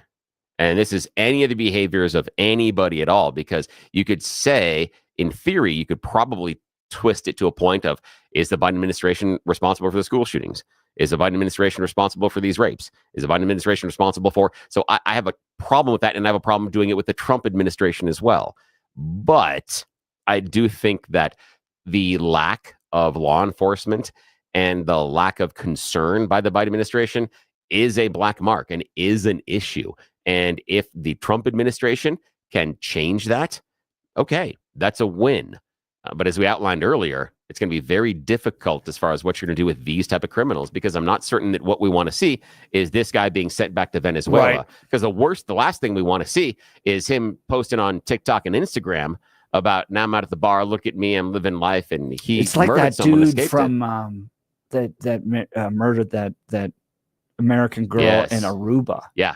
Exactly. Remember? And then he went on to murder another woman. Yeah. And he's just running around for a while. Yeah, exactly. Same that kind of guy thing. was crazy. Yeah. So no, that's the difficulty. But I think this guy came across Biden administration officials multiple times. There were opportunities to stop him.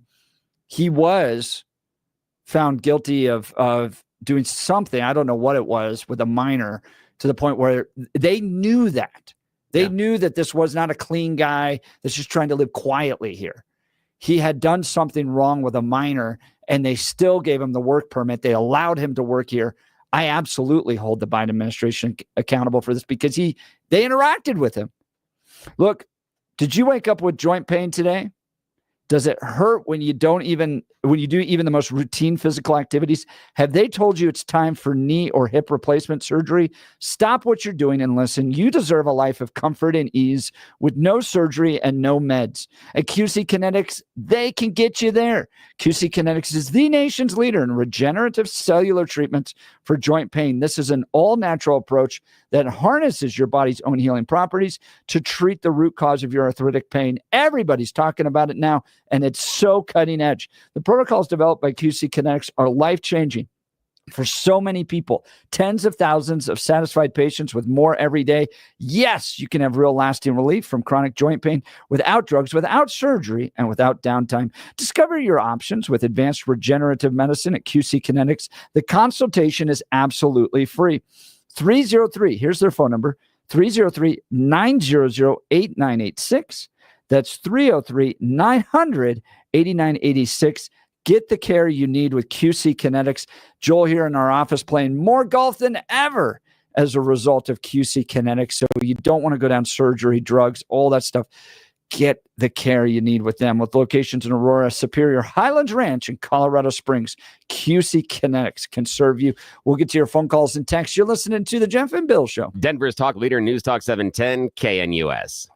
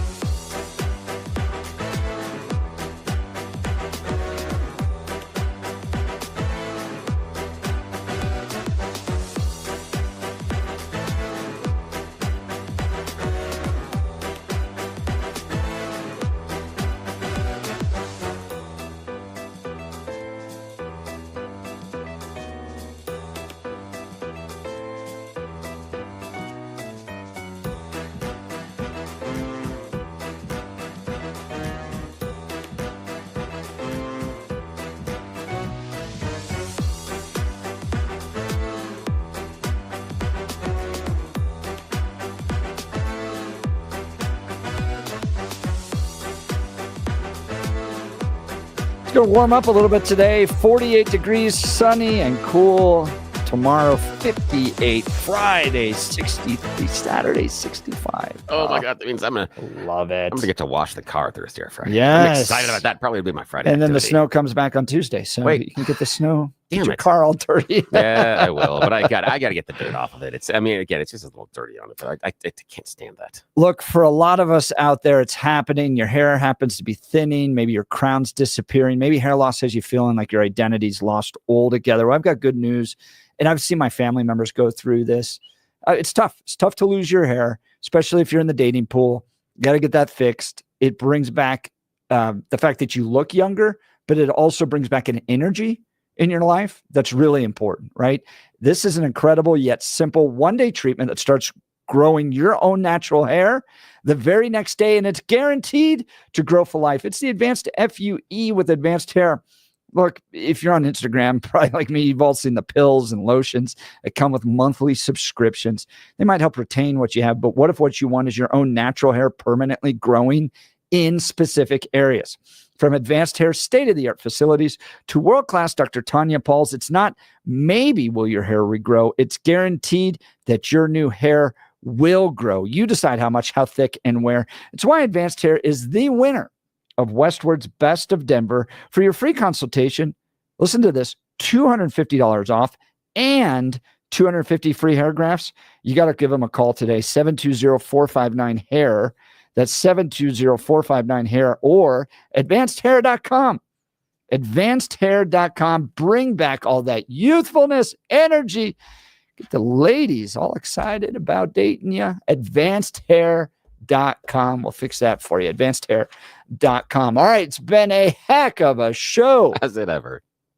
Billy It's and so much I, fun. Billy and I just blew up the text messages today, which was just crazy, Yeah. and the viewership online. And I think it's because you and I, from like 6:02, jumped into it was and great. just debated. And again, thanks to everybody that is spending time with us watching online and every one of the text messages. We have gone back and forth. I mean, it's a waterfall of messages from each and every one of you. And we understand you have busy lives. We appreciate you hanging out with us and letting us join your life for even a little bit in the morning. And we appreciate your interaction, whether it's through the Twitters, the YouTubes, the text messages, or on the phone. We appreciate the conversation, even though we didn't have so many phone calls today. Some of us, our problem, we had phone lines sitting there, and then he and I got into it, and they just couldn't sit. But we appreciate your time, and every time you reach out to us in whatever way, thank you so much for participating, because remember, without your participation, without you there on the other end of this radio, other end of the video, other end of the phone, without your participation, we're just two dudes talking to each other. We might as well be on the corner holding up signs asking for money. Yeah. That happens a lot in Denver. Yes, a lot it of does. dudes just talking to each other on street Yes, corners it in the city does. of Denver. It does. All And right. we don't want, Jeff and I don't want to end up that way. You don't want us to do that. We're do already ya? halfway there. Exactly. I already dressed like I'm partly homeless. So if you missed any part of the show, go to 710knus.com to download the podcast there. Is Joe Biden driving the United States to war with Russia via Ukraine? Colorado Democrats are looking to strengthen unions. And as Matt Gaetz getting the Brett Kavanaugh treatment by Democrats, all of that discussed, debated. We took your phone calls and texts, all at 710knus.com. You can download the podcast there. We'll continue to update you here on 710KNUS about the conviction of Jose Ibarra. 10 counts. That's great. Including murder of Laken Riley. Do you hold the Biden administration accountable on this? And as the sentencing comes down, 710KNUS will continue to update on that. You've got Maybe Cal we do that Thomas tomorrow. Yeah. Yeah. And do you hold Biden responsible on this? And I want to tomorrow idea. get into Jared Polis's take away all your cars plan. Because Oh, hell yeah. We got to talk about that. Yeah, my good gosh. one. Oh, good. We got to do like 4 more hours now. How do we? Yeah, We got to go. that's This is, right. no, damn it. All right. You're listening to the Jeff and Bill Show. Thanks for your time today. We are Denver's talk leader, News Talk 710 KNUS. Have a good day.